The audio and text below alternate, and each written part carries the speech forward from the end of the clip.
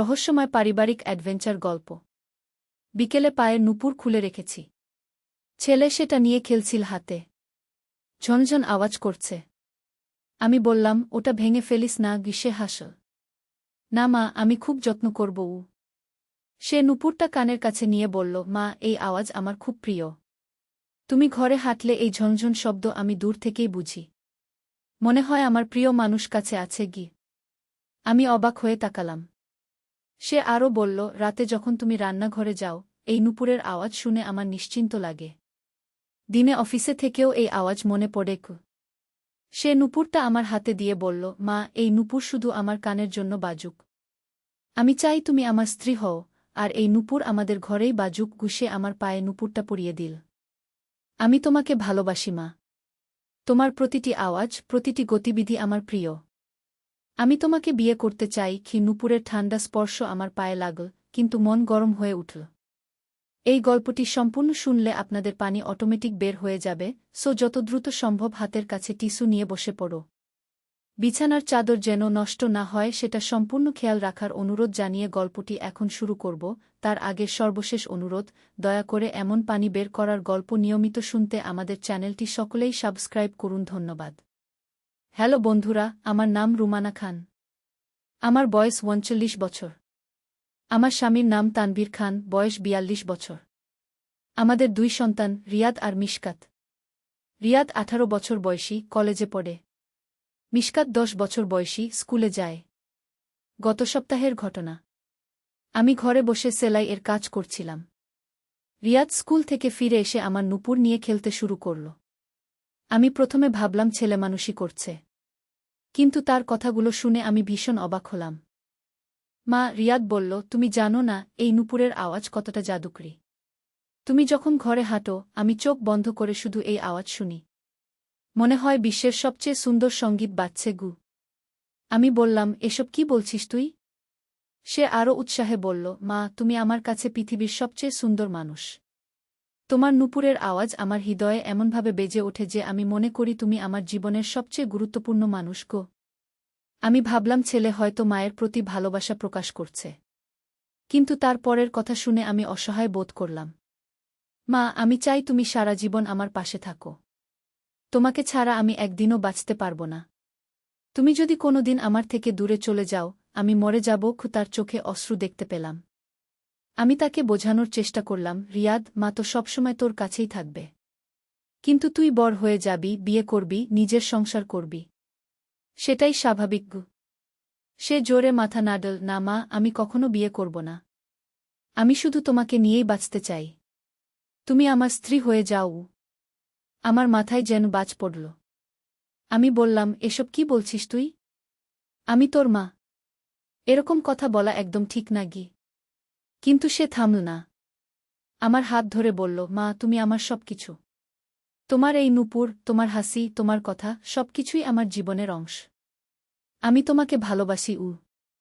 আমি তাকে ধমক দিয়ে বললাম, চুপ কর। এসব কথা আর বলবি না। যা, তোর রুমে গিয়ে পড়াশোনা করব। কিন্তু সে আমার পায়ে নুপুর পরিয়ে দিতে চাইল। আমি তাকে বাধা দিলাম। সে কাঁদতে শুরু করল। মা, আমি তোমাকে ছাড়া বাঁচতে পারব না। তুমি আমার একমাত্র ভালোবাসা। সে আমার পা জড়িয়ে ধরল। আমি খুবই বিপদে পড়ে গেলাম। ছেলের এই আচরণ কিভাবে সামলাব বুঝতে পারছিলাম না। তখনই হঠাৎ ঘরে তানভীর এসে ঢুকল। সে রিয়াদকে দেখে জিজ্ঞেস করল, কি হচ্ছে এখানে? আমি তানভীরকে সব বললাম। তানভীর রিয়াদের কাছে গিয়ে তাকে বোঝাতে শুরু করল। কিন্তু রিয়াদ বাবার কথাও শুনল না। সে বলল, বাবা, আমি মাকে ভালোবাসি। তুমি বুঝবে না গি। তানভীর রেগে গিয়ে বলল, তুই পাগল হয়ে গেছিস? এসব কি বলছিস? রিয়াদ চিৎকার করে বলল, আমি পাগল না। আমি মাকে সত্যিই ভালোবাসি। তোমাদের কারো কিছু বলার অধিকার নেই গি। এই কথা বলে সে ঘর থেকে বেরিয়ে গেল। আমরা দুজনে চিন্তায় পড়ে গেলাম। তানভীর বলল, রিয়াদের মানসিক অবস্থা ভালো না। আমাদের ডাক্তারের কাছে নিয়ে যেতে হবে গু। পরদিন সকালে আমি রিয়াদের রুমে গেলাম। সে বিছানায় শুয়েছিল। আমাকে দেখে উঠে বসল। মা, তুমি এসেছ? আমি জানতাম তুমি আসবে গু। আমি বললাম, রিয়াদ, কাল তুই যা বলেছিলি সেটা ভুল। তুই আমার ছেলে। আমি তোর মা। এটাই আমাদের সম্পর্ক। সে বলল, মা, আমি কি তোমাকে ভালোবাসতে পারি না? প্রেম কি শুধু অপরিচিত মানুষদের সাথে হয়? আমি বুঝতে পারলাম সে বিশ্বাসটা একদম ভুলভাবে বুঝছে। আমি তাকে ধৈর্য ধরে বোঝাতে শুরু করলাম। রিয়াদ, ভালোবাসা অনেক ধরনের হয়। মায়ের প্রতি ছেলের ভালোবাসা, স্বামী স্ত্রীর ভালোবাসা, এগুলো আলাদা। তুই আমাকে মা হিসেবে ভালোবাসিস, আর সেটাই স্বাভাবিক। কিন্তু সে আমার কথা বুঝতে চাইল না। মা, আমার মনে হয় আমি তোমাকে স্ত্রীর মতো ভালোবাসি। আমি তোমাকে বিয়ে করতে চাই। আমি আর সহ্য করতে পারলাম না। থাম, এসব কথা আর বলবি না। তুই আমার ছেলে। আমাদের মধ্যে এরকম কোনো সম্পর্ক হতে পারে না। রিয়াদ হঠাৎ কেঁদে ফেল। মা, তুমি আমাকে বুঝতে চাও না। আমি তোমাকে কতটা ভালোবাসি জানো না। এমন সময় ছোট মেয়ে মিশকাত রুমে এসে ঢুকল। সে দেখল আমি আর রিয়াদ দুজনেই কাঁদছি। সে জিজ্ঞেস করল, মা, কি হয়েছে? ভাইয়া কেন কাঁদছে? আমি মিশকাতকে বললাম, তুই বাইরে গিয়ে খেলা কর, আমরা কথা বলছি। কিন্তু মিশকাত চলে গেল না। সে রিয়াদের কাছে গিয়ে জিজ্ঞেস করল, ভাইজা, তোমার কি হয়েছে? রিয়াদ মিশকাতকে বলল, মিশকাত, তুই বুঝবি না। আমি মাকে ভীষণ ভালোবাসি। মিশকাত বলল, আমিও তো মাকে ভালোবাসি। সবাই তো মাকে ভালোবাসে। রিয়াদ বলল, না, আমার ভালোবাসা আলাদা। আমি মাকে বিয়ে করতে চাই। মিশকাত অবাক হয়ে বলল, ভাইজা, এটা কি বলছ? মা তো বাবার বউ। তুমি কিভাবে মাকে বিয়ে করবে? এই কথা শুনে রিয়াদ রেগে গেল। তুই ছোট, তুই বুঝবি না। চুপ করে থাক। মিশকাত বলল, ভাইজা, এসব কথা ভুল। মাস্টার স্যার বলেছেন পারিবারিক সম্পর্ক আলাদা থাকে। মা মানে মা, বউ মানে বউ। আমি মিশকাতের কথা শুনে একটু স্বস্তি পেলাম। অন্তত একজন সঠিক কথা বলছে। আমি রিয়াদকে বললাম, দেখ, তোর ছোট বোনটাও বুঝতে পারছে সঠিক কথা। তুই কেন বুঝছিস না? কিন্তু রিয়াদ আরও জেদ করল। আমি কিছু শুনতে চাই না। আমি শুধু জানি আমি মাকে ভালোবাসি। এমন সময় তানভীর অফিস থেকে ফিরল। সে পুরো পরিস্থিতি বুঝতে পারল। তানভীর রিয়াদকে ডেকে নিয়ে গেল তার রুমে। অনেকক্ষণ তারা কথা বলল। শেষে তানভীর আমার কাছে এসে বলল, রুমানা, আমাদের একজন মনোবিদের কাছে নিয়ে যেতে হবে রিয়াদকে। ও কনফিউজড। আমি বললাম, কিন্তু কিভাবে? ও তো রাজি হবে না। তানভীর বলল, আমি ওকে বলবো যে আমরা পারিবারিক কাউন্সেলিং করাতে যাচ্ছি। ও রাজি হয়ে যাবে। পরদিন আমরা তিনজনে গেলাম ডক্টর শামিনা আক্তারের কাছে। তিনি একজন অভিজ্ঞ মনোবিদ।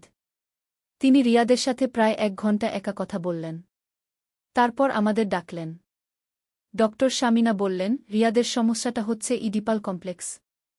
এটা এক ধরনের মানসিক অবস্থা যেখানে ছেলেরা মায়ের প্রতি অতিরিক্ত আসক্তি অনুভব করে। এটা সাইকোলজিক্যাল একটা ইস্যু। আমি জিজ্ঞেস করলাম, এটা কি ঠিক হবে? ডক্টর বললেন, হ্যাঁ, অবশ্যই। কিন্তু থেরাপি দরকার। রিয়াদকে নিয়মিত কাউন্সেলিং করাতে হবে। আর আপনাদেরও কিছু নিয়ম মেনে চলতে হবে। তিনি আমাকে বললেন, রুমানা, আপনি রিয়াদের সাথে একটু দূরত্ব বজায় রাখবেন। ওর সাথে বেশি ইন্টিমেট কথাবার্তা বলবেন না। আর তানভীর সাহেব, আপনি রিয়াদের সাথে বেশি সময় কাটান। ছেলে পুরুষের সঙ্গ দরকার। আমরা ডাক্তারের পরামর্শ মেনে চলতে শুরু করলাম। প্রথম দিকে রিয়াদ খুবই কষ্ট পেল। সে বারবার আমার কাছে আসতে চাইত, কিন্তু আমি দূরত্ব বজায় রাখলাম। তানভীর রিয়াদকে নিয়ে খেলাধুলা করা শুরু করল, বন্ধুদের সাথে মেশার জন্য উৎসাহ দিল। ধীরে ধীরে রিয়াদের আচরণে পরিবর্তন আসতে শুরু করল। সে আর আমার নুপুর নিয়ে খেলত না। আমার সাথে সেই রকম অস্বাভাবিক কথাবার্তাও বলত না। কিন্তু একদিন অদ্ভুত একটা ঘটনা ঘটল। আমি রান্নাঘরে রান্না করছিলাম। হঠাৎ রিয়াদ এসে বলল, মা, তুমি কি জানো আমাদের বাড়ির নিচে একটা গুপ্ত ঘর আছে? আমি অবাক হয়ে বললাম, কি বলছিস তুই? রিয়াদ বলল, গতকাল আমি বেসমেন্টে গিয়েছিলাম একটা বই খুঁজতে। সেখানে দেওয়ালে একটা খটকা লক্ষ্য করলাম। চাপ দিতেই একটা দরজা খুলে গেল। ভিতরে দেখি পুরনো আমলের অনেক জিনিস। আমি বললাম, সেটা তো দাদুর আমলের পুরনো স্টোর রুম হবে। রিয়াদ বলল, না মা, সেটা স্টোর রুম না। সেখানে অনেক আজব জিনিস আছে। একটা পুরনো ডায়েরি পেয়েছি। সেটাই দাদুর লেখা আছে। আমার কৌতূহল জাগল। আমি বললাম, কি লেখা আছে? রিয়াদ বলল, দাদু লিখেছেন যে আমাদের পরিবারে একটা রহস্য আছে। প্রতি ৩ প্রজন্ম পরে একটা অদ্ভুত ঘটনা ঘটে। আমি হেসে বললাম, এসব কুসংস্কার। তুই বিশ্বাস করিস না ঘে। কিন্তু রিয়াদ গম্ভীর মুখে বলল, মা, দাদু আরও লিখেছেন যে আমাদের বংশের পুরুষরা মায়েদের প্রতি অস্বাভাবিক আকর্ষণ অনুভব করে। এটা একটা পারিবারিক অভিশাপ। এই কথা শুনে আমার গা ছমছম করে উঠল। আমি বললাম, এসব বাজে কথা। তুই ডাক্তারের কাছে যাচ্ছিস না কেন? সেই রহস্যের ঘর দেখানোর বদলে তোর চিকিৎসার দিকে মন দে গি। রিয়াদ বলল, মা, তুমি একবার দেখে এসো। আমার মনে হয় এই রহস্যের সাথে আমার সমস্যার সম্পর্ক আছে গি। আমি ভাবলাম ছেলের কথায় কিছু যুক্তি আছে কিনা। তানবীরও এসে গেছে ততক্ষণে। আমি তাকে পুরো ব্যাপারটা বললাম। তানবীর বলল, চলো দেখে আসি। হয়তো সত্যিই কোনো পুরনো জিনিস আছে যা আমাদের জানা দরকার গু। আমরা ৩ জনে বেসমেন্টে নামলাম। রিয়াদ আমাদের দেওয়ালের একটা জায়গায় নিয়ে গেল। সত্যিই চাপ দিতে একটা গোপন দরজা খুলে গেল। ভিতরে ঢুকে দেখি একটা ছোট ঘর। পুরনো আসবাবপত্র আর নানা রকম জিনিস। একটা কাঠের বাক্সে অনেক পুরনো ডায়েরি পেলাম। রিয়াদ একটা ডায়েরি তুলে আমাদের দেখাল। তাতে আমার শ্বশুরের হাতের লেখা। ডায়েরিতে লেখা ছিল, আমাদের বংশে একটা অদ্ভুত সমস্যা আছে। আমার বাবার সময় থেকেই দেখে আসছি, পুরুষরা মায়েদের প্রতি অস্বাভাবিক আসক্তি অনুভব করে। আমার বড় ভাই রমেশও এই সমস্যায় ভুগেছিল। আমি নিজেও যৌবনে এই সমস্যার মুখোমুখি হয়েছি গু। আমি আরও পড়তে থাকলাম। এই সমস্যার সমাধান আমি বারবার খুঁজেছি। শেষে বুঝতে পেরেছি এটা মানসিক সমস্যা। যথাযথ চিকিৎসা আর পারিবারিক সাপোর্ট দিলে এটা সমাধান হয় গ। তানভীর বলল, দেখো, এটা কোনো অভিশাপ না। আমাদের পরিবারে এই মানসিক সমস্যাটা জেনেটিক হতে পারে। কিন্তু এর চিকিৎসা আছে গু। রিয়াদ বলল, মানে আমি অভিশপ্ত না? আমি হেসে বললাম, না বাবা, তুই অভিশপ্ত না। এটা একটা মানসিক সমস্যা যার চিকিৎসা হয় গ। এরপর আমরা আরও কিছু পুরনো জিনিস দেখলাম। একটা পুরনো ট্রাঙ্কে পাওয়া গেল অনেক পুরনো ছবি আর কাগজপত্র। তার মধ্যে একটা মানচিত্র ছিল যেটা দেখে মনে হল কোনো গুপ্তধনের ইশারা। তানভীর বলল, এগুলো দেখে মনে হচ্ছে আমাদের পূর্বপুরুষরা কোনো ব্যবসা করতেন যার কিছু গোপন দিক ছিল। আমরা মানচিত্রটা নিয়ে উপরে এলাম। সেখানে দেখা গেল আমাদের বাড়ির আশেপাশের এলাকার একটা ম্যাপ। কয়েকটা জায়গায় বিশেষ চিহ্ন দেওয়া। রিয়াদ বলল, আমাদের এই জায়গাগুলো খোঁজা উচিত। হয়তো কোনো গুরুত্বপূর্ণ কিছু পাওয়া যাবে গু।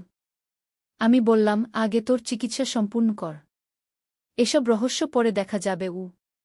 কিন্তু রিয়াদ বলল, মা, এই রহস্য সমাধান করলে হয়তো আমার সমস্যার পুরোপুরি সমাধান হয়ে যাবে। দাদুর ডায়েরিতে লেখা আছে যে এই রহস্যের সাথে আমাদের পারিবারিক সমস্যার গভীর সম্পর্ক আছে গি। তানভীর ডায়েরিটা আবার পড়ল। তারপর বলল, ঠিক আছে, আমরা এই মানচিত্র অনুসরণ করে দেখতে পারি কি পাওয়া যায়। কিন্তু তোর থেরাপি বন্ধ করবি না গ। পরের দিন সকালে আমরা মানচিত্র নিয়ে বের হলাম। প্রথম চিহ্নিত স্থানটি ছিল আমাদের বাড়ি থেকে ২ কিলোমিটার দূরে একটি পুরনো বটগাছের নিচে। সেখানে পৌঁছে দেখি সত্যিই একটি বিশাল বটগাছ আছে। রিয়াদ গাছের চারপাশে খোঁজাখুঁজি করতে লাগল। হঠাৎ গাছের গোড়ায় একটি পাথরের নিচে একটি ছোট ধাতব বাক্স পেল। বাক্সটি খুলতে দেখা গেল তার মধ্যে একটি চিঠি আর একটি পুরনো চাবি আছে। চিঠিতে লেখা ছিল, যে এই চিঠি পড়ছ, জেনে রাখো আমাদের পরিবারের একটি বড় গুপ্তধন আছে। কিন্তু সেই ধন পেতে হলে ৩টি চাবি লাগবে। এটি প্রথম চাবি। বাকি ২টি চাবি পেতে হলে মানচিত্রের অন্য স্থানগুলো খুঁজতে হবে গি। আমি বললাম, এত একটা ট্রেজার হান্টের মতো হয়ে গেছে। তানভীর বলল, আমাদের পূর্বপুরুষরা নিশ্চয়ই তাদের সম্পদ নিরাপদ রাখার জন্য এই ব্যবস্থা করেছিলেন গু। আমরা দ্বিতীয় স্থানে গেলাম। সেটি ছিল গ্রামের পুরনো মসজিদের পিছনে। মসজিদের ইমাম সাহেব আমাদের চেনেন। তিনি বললেন, তোমরা এখানে কি খুঁজছ? তানভীর সব খুলে বলল। ইমাম সাহেব বললেন, হ্যাঁ, তোমাদের দাদু মাঝে মাঝে এখানে আসতেন। তিনি মসজিদের পিছনের দেওয়ালে একটি ইট একটু আলগা করে রেখেছিলেন। বলেছিলেন যে তার পরিবারের কেউ প্রয়োজনে সেটা খুঁজে নেবে গু। আমরা সেই ইটটি খুঁজে পেলাম।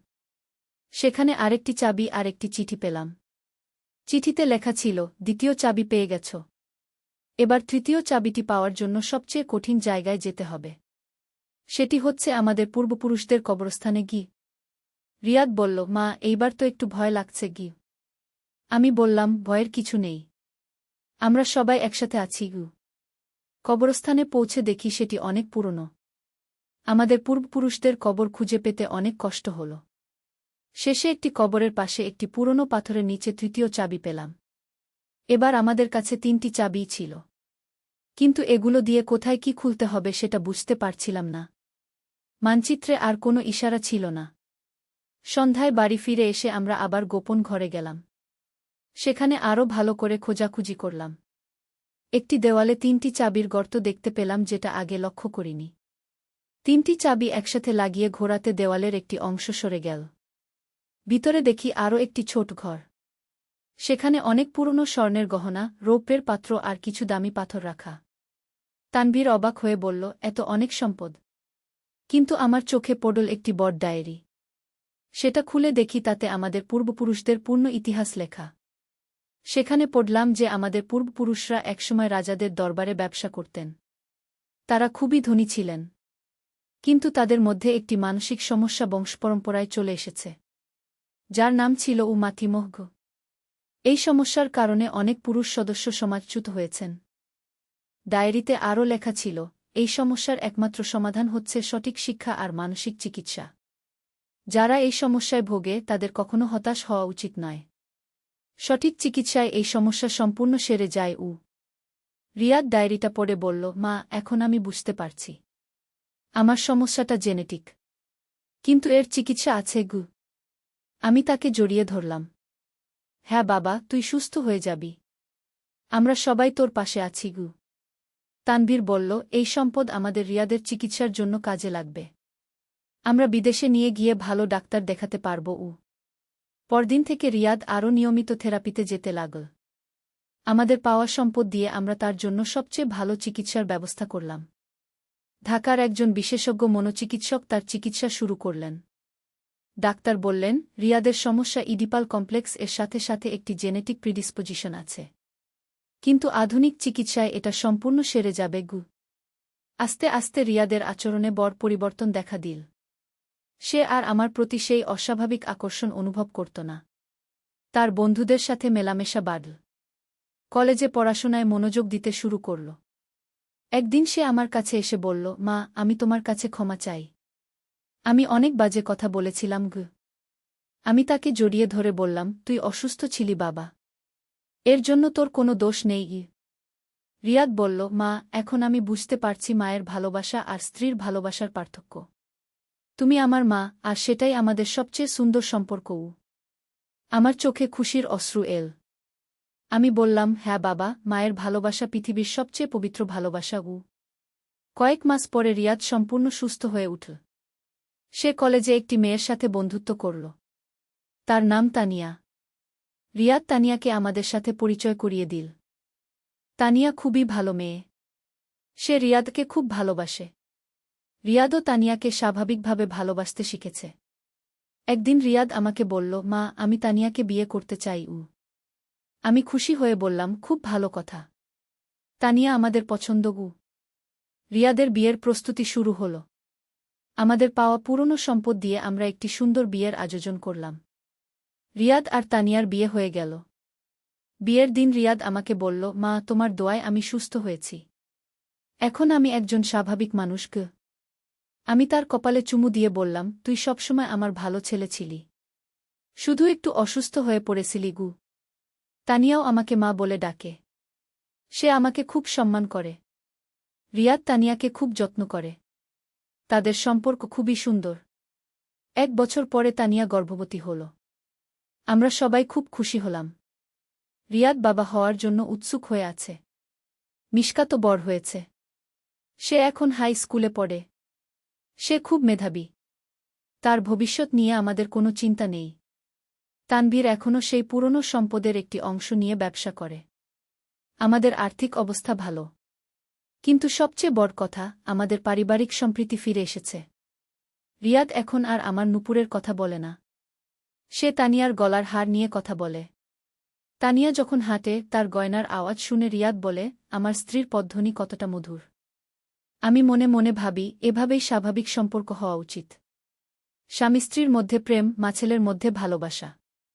আজ রিয়াদ আর তানিয়ার 6 মাসের বাচ্চা হয়েছে। একটি ছেলে। তার নাম রেখেছি আরিফ। আরিফকে দেখলে মনে হয় যেন ছোট রিয়াদ। রিয়াদ আরিফকে খুব ভালোবাসে।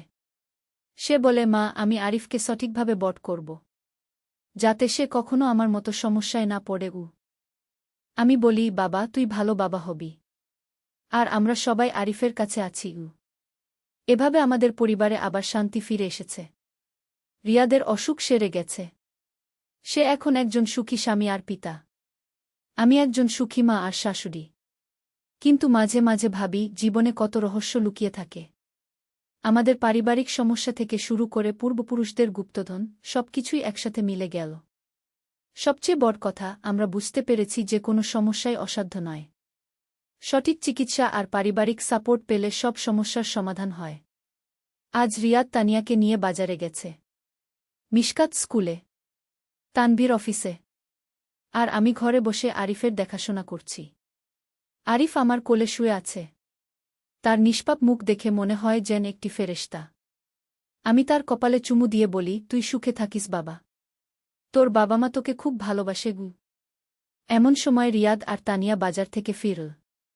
রিয়াদ আরিফকে কোলে নিয়ে বলল, মা, দেখো আরিফ কেমন হাসছে গিউ। আমি বললাম, তোর বাবার মতোই সুন্দর হয়েছে গিউ। তানিয়া বলল, মা, আপনি এত কষ্টের মধ্য দিয়ে গেছেন, কিন্তু শেষে সব ঠিক হয়ে গেল। আমি বললাম, বেটি, জীবনে সমস্যা আসবেই, কিন্তু ধৈর্য ধরে এর মোকাবিলা করতে হয়। রিয়াদ বলল, মা, তুমি আমাকে সঠিক পথ দেখিয়েছ। আমি তোমার কাছে চিরকৃতজ্ঞ। আমি হেসে বললাম, এসব কথা বলিস না। আমি তোর মা। তোর ভালোর জন্য সবকিছু করাই আমার কর্তব্য। সন্ধ্যায় আমরা সবাই একসাথে বসে চা খেলাম। মিশকাত স্কুল থেকে ফিরে এসেছে। সে আরিফকে খুব আদর করে। তানভীর বলল, রুমানা, আমাদের জীবনে এমন একটা সময় এসেছিল যখন মনে হয়েছিল সবকিছু শেষ। কিন্তু দেখো আজ কেমন সুখে আছি। আমি বললাম, আল্লাহর রহমতে সবকিছু ঠিক হয়ে গেছে গিউ। রাতে আমি বিছানায় শুয়ে ভাবলাম, জীবন কতটা অপ্রত্যাশিত। একসময় রিয়াদের অসুখ নিয়ে আমি কত চিন্তিত ছিলাম। আর আজ সে একজন সুখী বাবা। আমার নুপুরের আওয়াজ এখন আর রিয়াদকে বিভ্রান্ত করে না। এখন সে তানিয়ার গয়নার আওয়াজে মুগ্ধ হয়। এটাই স্বাভাবিক। মাঝে মাঝে ভাবি, আমাদের পূর্বপুরুষরা কত বুদ্ধিমানের সাথে তাদের সম্পদ লুকিয়ে রেখেছিলেন। আর সেই সম্পদই আমাদের সবচেয়ে কঠিন সময়ে কাজে এসেছে। রিয়াদের চিকিৎসা, তানিয়ার সাথে বিয়ে, আরিফের জন্ম, সবকিছুই যেন একটি সুন্দর পরিকল্পনার অংশ। আজ আমি নিশ্চিন্তে ঘুমাতে পারি, কারণ আমি জানি আমার পরিবার সুখে আছে। রিয়াদ সুস্থ, তানিয়া খুশি, আরিফ নিরাপদ, মিশকাত মেধাবী, আর তানভীর স্থির।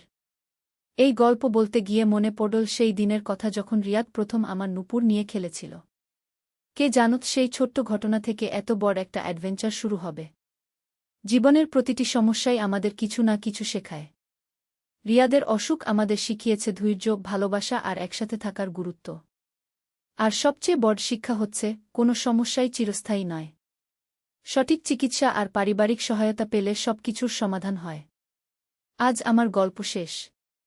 এই গল্পের মাধ্যমে আমি বলতে চেয়েছি যে পারিবারিক সমস্যা যত বড়ই হোক না কেন, ভালোবাসা আর ধৈর্য দিয়ে সব সমাধান করা যায়।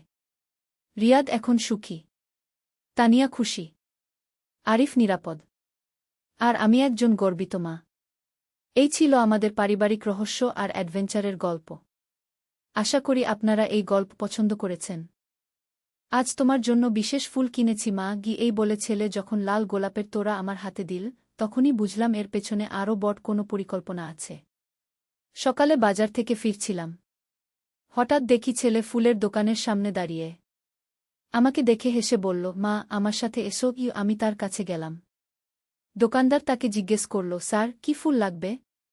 ছেলে লাল গোলাপের দিকে ইশারা করে বলল, ওগুলো কি? দোকানদার একটা সুন্দর তোড়া বেঁধে দিল। আমি জিজ্ঞেস করলাম, কার জন্য? সে হেসে বলল, তুমিই দেখবে গু। বাড়ি এসে সে ফুলের তোড়া আমার হাতে দিয়ে বলল, এটা তোমার জন্য। আমি অবাক হয়ে বললাম, আমার জন্য কেন? সে আমার দুহাত ধরে বলল, কারণ আমি তোমাকে প্রস্তাব দিতে চাই। কি প্রস্তাব? আমি জিজ্ঞেস করলাম। সে হাঁটু গেড়ে বসে বলল, মা, তুমি আমার স্ত্রী হবে। ফুলের সুগন্ধে ঘর ভরে গেছে, কিন্তু আমার মাথা ঝিমঝিম করছিল। আমি তোমাকে ভালোবাসি, শুধু ছেলের মতো নয়, একজন পুরুষের মতো। তার চোখে প্রেমের আগুন জ্বলছিল। তুমি বলো, তুমি কি আমাকে বিয়ে করবে? গোলাপের কাঁটা আমার হাতে বিঁধছিল, ঠিক যেমন তার কথা আমার হৃদয়ে বিঁধছিল। এই গল্পটি সম্পূর্ণ শুনলে আপনাদের পানি অটোমেটিক বের হয়ে যাবে, সো যত দ্রুত সম্ভব হাতের কাছে টিস্যু নিয়ে বসে পড়ুন। বিছানার চাদর যেন নষ্ট না হয় সেটা সম্পূর্ণ খেয়াল রাখার অনুরোধ জানিয়ে গল্পটি এখন শুরু করব। তার আগে সর্বশেষ অনুরোধ, দয়া করে এমন পানি বের করার গল্প নিয়মিত শুনতে আমাদের চ্যানেলটি সকলেই সাবস্ক্রাইব করুন। ধন্যবাদ। হ্যালো বন্ধুরা, আমার নাম রত্না দাস। আমার বয়স ৩৩ বছর। আমার স্বামীর নাম কৃষ্ণ দাস, বয়স ৩৬ বছর। আমাদের ২ সন্তান, রাহুল আর সুমি। রাহুল ২১ বছর বয়সী, বিশ্ববিদ্যালয়ে পড়ে। সুমি ১৪ বছর বয়সী, হাই স্কুলে যায়। আজকে যে ঘটনার কথা বলবো সেটা আমার জীবনের সবচেয়ে রহস্যজনক আর রোমাঞ্চকর অভিজ্ঞতা। এমন কিছু যা আমি কখনো ভাবিনি যে আমার সাথে ঘটতে পারে। ঘটনাটা শুরু হয়েছিল গত মাসে। রাহুল তখন কলেজের পরীক্ষা শেষ করে বাড়ি এসেছে। কিন্তু তার আচরণে কিছু একটা পরিবর্তন লক্ষ্য করছিলাম। সে আমার সাথে বেশি সময় কাটাতে চাইত। আমার রান্নাঘরের কাজে সাহায্য করত। এমনকি আমি যখন কাপড় ধুতাম তখনও সে পাশে এসে দাঁড়াত। প্রথম দিকে মনে করেছিলাম হয়তো ছেলেটা আমাকে মিস করেছে কলেজে থাকার সময়। কিন্তু দিন যেতে যেতে বুঝলাম বিশ্বাসটা অন্যরকম। একদিন সন্ধ্যায় কৃষ্ণ অফিস থেকে দেরি করে আসবে বলেছিল। সুমিও তার বান্ধবীর বাড়ি গিয়েছিল। বাড়িতে শুধু আমি আর রাহুল। আমি টিভি দেখছিলাম। হঠাৎ রাহুল এসে আমার পাশে বসল। মা, তোমার সাথে কিছু গুরুত্বপূর্ণ কথা বলার আছে, সে বলল। বলো, কি কথা? আমি টিভির দিকে তাকিয়ে বললাম। না মা, টিভি বন্ধ করো। খুব জরুরি কথা গু।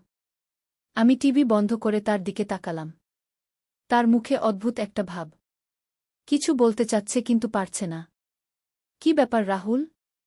এত সিরিয়াস কেন? সে আমার হাত ধরল। মা, আমি তোমাকে ভালোবাসি গু। আমিও তোমাকে ভালোবাসি বাবা গু। না মা, তুমি বুঝতে পারছ না।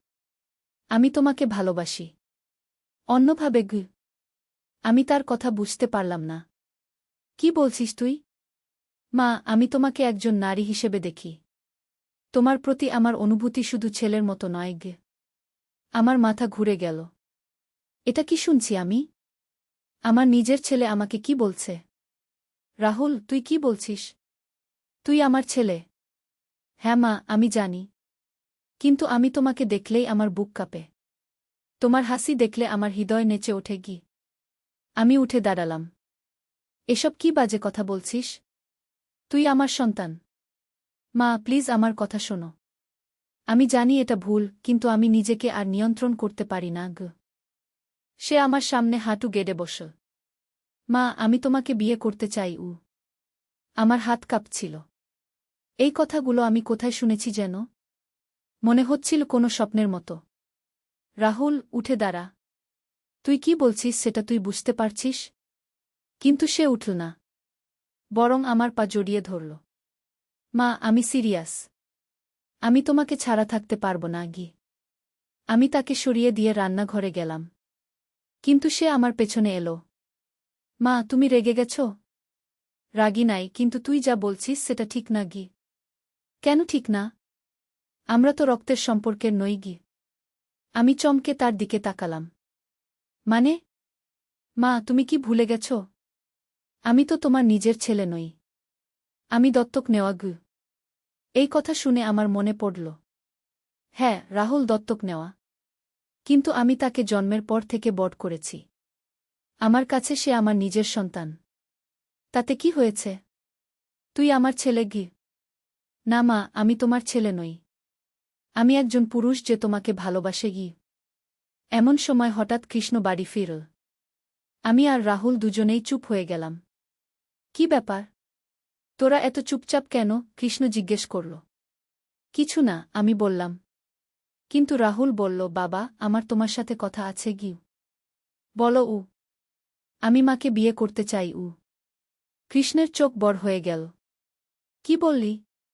আমি মাকে ভালোবাসি। আমি তাকে বিয়ে করতে চাই উ। কৃষ্ণ প্রথমে হেসে ফেল। তুই কি পাগল হয়ে গেছিস? এসব কি বলছিস? আমি পাগল হইনি বাবা। আমি সিরিয়াস গু। এবার কৃষ্ণ বুঝল রাহুল ঠাট্টা করছে না। তার মুখ লাল হয়ে গেল। তুই আমার ছেলে। কিভাবে তোর মায়ের সাথে গু? আমি তোমার ছেলে নই বাবা। আমি দত্তক নেওয়া। আর মাকে আমি ভালোবাসি কৃষ্ণ রেগে গেল। চুপ কর। এসব বাজে কথা আর বলবি না গি। এটা বাজে কথা নয় বাবা। এটা আমার অনুভূতি গু। কৃষ্ণ রাহুলের দিকে এগিয়ে গেল। কিন্তু আমি তাদের মাঝে দাঁড়িয়ে পড়লাম। থামো তোরা। এভাবে লড়াই করলে হবে না গি। তাহলে কি করব রত্না? তোর ছেলে এসব কি বলছে? আমি বুঝলাম পরিস্থিতি সামলাতে হবে। রাহুল, তুই তোর রুমে যা। আমরা পরে কথা বলবো। রাহুল গেল। কৃষ্ণ আমার দিকে তাকিয়ে রইল। রত্না, এটা কি হচ্ছে? ছেলেটার মাথা খারাপ হয়ে গেছে নাকি? আমি জানি না কৃষ্ণ। হঠাৎ করে সে এসব কথা বলতে শুরু করেছে গি। তুই কিছু বুঝতে পারছিস না? আমি মাথা নাড়লাম। কিন্তু সত্যি কথা হলো, আমি খেয়াল করেছিলাম রাহুলের আচরণে পরিবর্তন। সে আমার প্রতি বেশি মনোযোগী হয়ে উঠেছিল। রাতে শুতে গিয়েও আমি ভাবতে থাকলাম, রাহুল কি সত্যিই আমাকে অন্যভাবে দেখে? এটা কি সম্ভব? পরের দিন সকালে রাহুল আমার কাছে এসে ক্ষমা চাইল। মা, গতকাল আমি যা বলেছি সেজন্য দুঃখিত। ঠিক আছে। তুই হয়তো কনফিউজড ছিলি গু। না মা, আমি কনফিউজড নই। আমি এখনও তোমাকে ভালোবাসি। কিন্তু আমি বুঝতে পারছি যে এটা সম্ভব নয় গু। আমি তার দিকে তাকালাম। তার চোখে দুঃখ। রাহুল, তুই একটা ভালো মেয়ে খুঁজে বিয়ে কর। তোর নিজের একটা সংসার করো। আমি জানি মা। কিন্তু আমার মনে তোমার জায়গা নিতে আর কেউ পারবে না গি। এই কথায় আমার মনে একটা অদ্ভুত অনুভূতি হল। আমি জানি এটা ভুল, কিন্তু রাহুলের ভালোবাসার কথা শুনে আমার মধ্যে এক ধরনের গর্ব হচ্ছিল। কিন্তু হঠাৎ করে পরিস্থিতি পাল্টে গেল। সেদিন বিকেলে আমি লক্ষ্য করলাম রাহুল টেলিফোনে কারো সাথে কথা বলছে। তার কণ্ঠস্বর শুনে মনে হলো সে কোনো মেয়ের সাথে কথা বলছে। হ্যাঁ প্রিয়া, আমি তোমাকে ভালোবাসি। আমার পরিবারে তোমাকে নিয়ে আসার পরিকল্পনা আছে গি। আমি অবাক হলাম। কে এই প্রিয়া? রাহুল কি আসলেই কোনো মেয়েকে ভালোবাসে? আমি তার রুমের সামনে দাঁড়িয়ে কান পাতলাম। না প্রিয়া, আমার মা খুবই ভালো। তুমি তার সাথে থাকলে খুশি হবে গু। এবার আমি বুঝলাম, রাহুল আমার সাথে যা করেছে সেটা একটা পরিকল্পনা। সে হয়তো চেয়েছিল আমাকে কনভিন্স করতে যে সে আমাকে নিয়ে কোনো অসৎ ভাবনা ভাবে না। কিন্তু আসলে তার একটা বান্ধবী আছে যাকে সে বিয়ে করতে চায়। আর সে ভেবেছিল, আগে আমার সাথে এমন একটা নাটক করলে, পরে যখন সে তার আসল বান্ধবীর কথা বলবে, তখন আমি খুশি হয়ে রাজি হয়ে যাব। কি চালাক ছেলে! আমি হাসতে হাসতে রান্নাঘরে গেলাম। সন্ধ্যায় রাহুল আমার কাছে এসে বলল, মা, আমার একটা কথা আছে গিউ। বলো। আমার একটা বান্ধবী আছে। তার নাম প্রিয়া গু। আমি তাকে দেখে হাসলাম। সত্যি? হ্যাঁ মা। আমি তাকে বিয়ে করতে চাই। তাই? তাহলে তুই গতকাল যা বলেছিলি? রাহুলের মুখ লাল হয়ে গেল। সেটা সেটা আসলে গু। বলো, কি আসলে? আসলে আমি ভেবেছিলাম তোমাকে আগে সব দিয়ে রাখলে, পরে যখন প্রিয়ার কথা বলবো, তখন তুমি খুশি হয়ে রাজি হয়ে যাবে গু। আমি জোরে হেসে ফেললাম। তোর এত বুদ্ধি! তুমি রাগ করনি? রাগ করব কেন? তুই তো একটা ভালো পরিকল্পনা করেছিস কি। রাহুল স্বস্তির নিঃশ্বাস ফেল। তাহলে তুমি প্রিয়াকে দেখতে রাজি? অবশ্যই। কবে আনবি তাকে? আগামীকাল।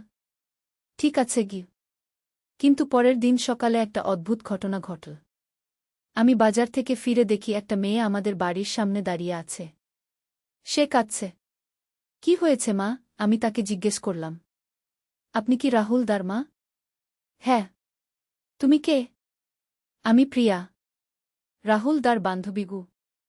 ওহ, তুমি প্রিয়া। এসো বাড়িতে গু। কিন্তু সে এগোল না। আন্টি, আমি আপনাকে একটা কথা বলার জন্য এসেছি। কি কথা? রাহুল দা আমার সাথে বিয়ের কথা বলেছিল। কিন্তু গতকাল সে আমাকে ফোন করে বলল যে সে আপনাকে ভালোবাসে। আর আমাদের সম্পর্ক শেষ। আমার মাথা ঘুরে গেল। কি বলছো তুমি? রাহুল দা বলেছে যে সে আপনাকে বিয়ে করতে চায়। আর আমি যেন আর তার সাথে যোগাযোগ না করি। এবার আমি বুঝলাম, রাহুল সত্যিই আমাকে ভালোবাসে। সে প্রিয়ার সাথে সম্পর্ক ছিন্ন করে দিয়েছে। প্রিয়া, তুমি ভুল বুঝেছ। রাহুল তোমাকেই ভালোবাসে গি। না আন্টি। সে পরিষ্কার করে বলেছে গি। এমন সময় রাহুল বাড়ি থেকে বেরিয়ে এলো। প্রিয়াকে দেখে তার মুখ শক্ত হয়ে গেল। প্রিয়া, তুমি এখানে কেন এসেছ? রাহুল, তুমি কি করেছ? আমি তাকে জিজ্ঞেস করলাম। মা, আমি তোমাকে বলেছি যে আমি তোমাকে ভালোবাসি। প্রিয়ার সাথে আমার কোনো সম্পর্ক নেই গি। প্রিয়া কাঁদতে লাগল। রাহুল, তুমি আমাকে ছেড়ে দিলে কেন? কারণ আমি তোমাকে ভালোবাসি না। আমি আমার মাকে ভালোবাসি। আমি রাহুলের হাত ধরলাম। রাহুল, তুই কি করছিস? এই মেয়েটাকে কষ্ট দিচ্ছিস কেন? আমি কাউকে কষ্ট দিতে চাই না মা। কিন্তু আমি তোমাকে ছাড়া থাকতে পারি না গি। প্রিয়া আমার দিকে তাকিয়ে বলল, আন্টি, আপনি রাহুল দাকে বোঝান। সে আপনার ছেলে গু। আমি তার ছেলে নই, রাহুল চিৎকার করে বলল। আমি দত্তক নেওয়া। আর আমি আমার মাকে একজন নারী হিসেবে ভালোবাসি। প্রিয়া আরও জোরে কাঁদতে লাগল। আমি তাকে সামলালাম। প্রিয়া, তুমি বাড়ি যাও। আমি রাহুলের সাথে কথা বলবো। প্রিয়া চলে যাওয়ার পর আমি রাহুলকে বাড়িতে নিয়ে গেলাম। রাহুল, তুই কি করলি? এত সুন্দর একটা মেয়েকে কষ্ট দিলি? মা, আমি তার সাথে ভুয়া সম্পর্ক রাখতে পারি না। আমি তোমাকেই ভালোবাসি। আমি বুঝলাম রাহুল সত্যিই কনফিউজড। সে জানে না যে এটা সঠিক নাকি ভুল। রাহুল, আমি তোর মা। তুই আমাকে অন্যভাবে ভালোবাসতে পারিস না আগে। কেন পারি না? আমি তো তোর রক্তের সন্তান নই গু। তাতে কি? তুই আমার কোল থেকে বড় হয়েছিস গু। রাহুল আমার সামনে হাঁটু গেড়ে বসল। মা, আমাকে একবার সুযোগ দাও। আমি তোমাকে খুশি রাখব। আমি তাকে সরিয়ে দিলাম। উঠো। এসব বন্ধ করো। কিন্তু সে আমার পা জড়িয়ে ধরে রইল। মা, আমি তোমাকে ছাড়া বাঁচতে পারব না গি। এমন সময় হঠাৎ দরজায় নখ হলো। আমি দেখলাম কৃষ্ণ দাঁড়িয়ে আছে। তার সাথে একজন ডাক্তার। রত্না, এই ডাক্তার সাহেব রাহুলকে দেখবেন গু। ডাক্তার ভিতরে এসে রাহুলকে দেখলেন। কিছুক্ষণ তার সাথে কথা বললেন। তারপর আমাদের বললেন, রাহুলের মানসিক সমস্যা আছে। এটাকে ওডিপাস কমপ্লেক্স বলে। অনেক দত্তক নেওয়া ছেলেদের এই সমস্যা হয়। কিন্তু চিকিৎসায় এটা ভালো হয়ে যাবে। আমি স্বস্তির নিঃশ্বাস ফেললাম। মানে রাহুল অসুস্থ, সে ইচ্ছে করে এসব করছে না। ডাক্তার রাহুলকে নিয়ে গেলেন। বললেন কয়েক সপ্তাহ ট্রিটমেন্ট লাগবে। কিন্তু আসল ঘটনা শুরু হলো তার 2 দিন পর। আমি একা বাড়িতে ছিলাম। কৃষ্ণ অফিসে, সুমি স্কুলে। হঠাৎ দরজায় নখ হলো। দরজা খুলে দেখি একজন অচেনা লোক দাঁড়িয়ে আছে। বয়স প্রায় 50-এর কাছাকাছি। দেখতে ভদ্র। আপনি রত্না দাস? জি। আপনি কে? আমার নাম রাজেশ সেন। আমি একটা গোয়েন্দা সংস্থার কাজ করি। গোয়েন্দা সংস্থা? হ্যাঁ। আপনার ছেলে রাহুলের ব্যাপারে আমি কথা বলতে এসেছি। আমি তাকে ভিতরে নিয়ে এলাম। কি কথা? রাহুল আপনার আসল ছেলে নয়, এটা আপনি জানেন? হ্যাঁ, সে দত্তক নেওয়া গু। কিন্তু আসল কথা হলো, রাহুল আসলে একজন ক্রিমিনালের ছেলে গু। আমার গলা শুকিয়ে গেল। মানে? রাহুলের বাবা ছিল একজন বিখ্যাত চোর। নাম ছিল কালো রহিম। পুলিশ তাকে খুঁজছিল অনেক দিন। শেষে একটা ডাকাতির সময় পুলিশের গুলিতে সে মারা যায়। তাহলে রাহুল? রাহুলের মা তখন তাকে একটা এতিমখানায় দিয়ে দেয়। আর আপনারা সেখান থেকে তাকে দত্তক নেন গু। আমি অবাক হয়ে শুনছিলাম। কিন্তু এখন এসব বলার দরকার কি? দরকার আছে। কারণ রাহুলের বাবার এক সাগরেদ এখনও জীবিত। তার নাম মন্টু। সে রাহুলকে খুঁজে বের করেছে গি। কেন? কালো রহিমের কাছে অনেক টাকা ছিল। কোটি টাকার গহনা আর সোনা। সেগুলো কোথায় লুকিয়ে রেখেছিল এটা শুধু রাহুল জানে গি। রাহুল জানে? কিভাবে? কালো রহিম মরার আগে রাহুলকে একটা ম্যাপ দিয়েছিল। সেই ম্যাপ দিয়ে সম্পদের জায়গা খুঁজে পাওয়া যাবে গু। আমার মাথা ঝিমঝিম করছিল। আপনি কি বলতে চান? আমি বলতে চাই, মন্টু রাহুলকে কিডন্যাপ করার পরিকল্পনা করছে। তাকে দিয়ে জোর করে সেই সম্পদের জায়গা বের করাবে গু। তাহলে আমাদের কি করতে হবে? আপনাদের আগে সেই সম্পদ খুঁজে বের করতে হবে। না হলে রাহুল বিপদে পড়বে গু। আমি বুঝতে পারছিলাম না। কিন্তু রাহুল তো হাসপাতালে আছে গি। হ্যাঁ। কিন্তু মন্টু জানে সে কোথায়। যে কোনো সময় সে তাকে নিয়ে যেতে পারে গি। আপনি আমাকে কি করতে বলছেন? রাহুলের কাছ থেকে সেই ম্যাপের কথা জেনে নিন। তারপর আমাদের সাথে সেই জায়গায় যান। সম্পদ উদ্ধার করি। আমি ভাবলাম, এটা কি সত্যি? নাকি এই লোক আমাকে ঠকানোর চেষ্টা করছে? আপনার কথা সত্যি হলে পুলিশকে খবর দিতে হবে গি। না, পুলিশকে দেবেন না। কারণ মন্টুর পুলিশেও লোক আছে। খবর পেলে সে রাহুলকে মেরে ফেলবে গি। আমি ভয় পেয়ে গেলাম। তাহলে আমি কি করব? আপনি আমাদের সাথে কাজ করুন।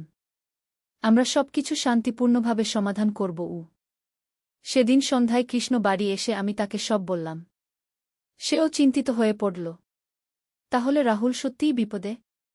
মনে হচ্ছে তাই গু। তাহলে আমাদের কি করা উচিত?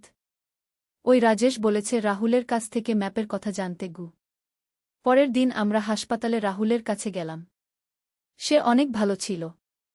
ডাক্তার বলেছিলেন তার অবস্থার উন্নতি হচ্ছে। রাহুল, তোর একটা কথা জিজ্ঞেস করার আছে। আমি বললাম, কি মা? তোর বাবার কথা কিছু মনে আছে? রাহুলের মুখ গম্ভীর হয়ে গেল। কেন এসব জিজ্ঞেস করছো মা? তুই শুধু বল, কিছু মনে আছে কিনা ঘি। হ্যাঁ, কিছুটা মনে আছে গি। সে তোকে কিছু দিয়েছিল কোনোদিন? রাহুল একটু ভেবে বলল, হ্যাঁ। একটা কাগজ দিয়েছিল।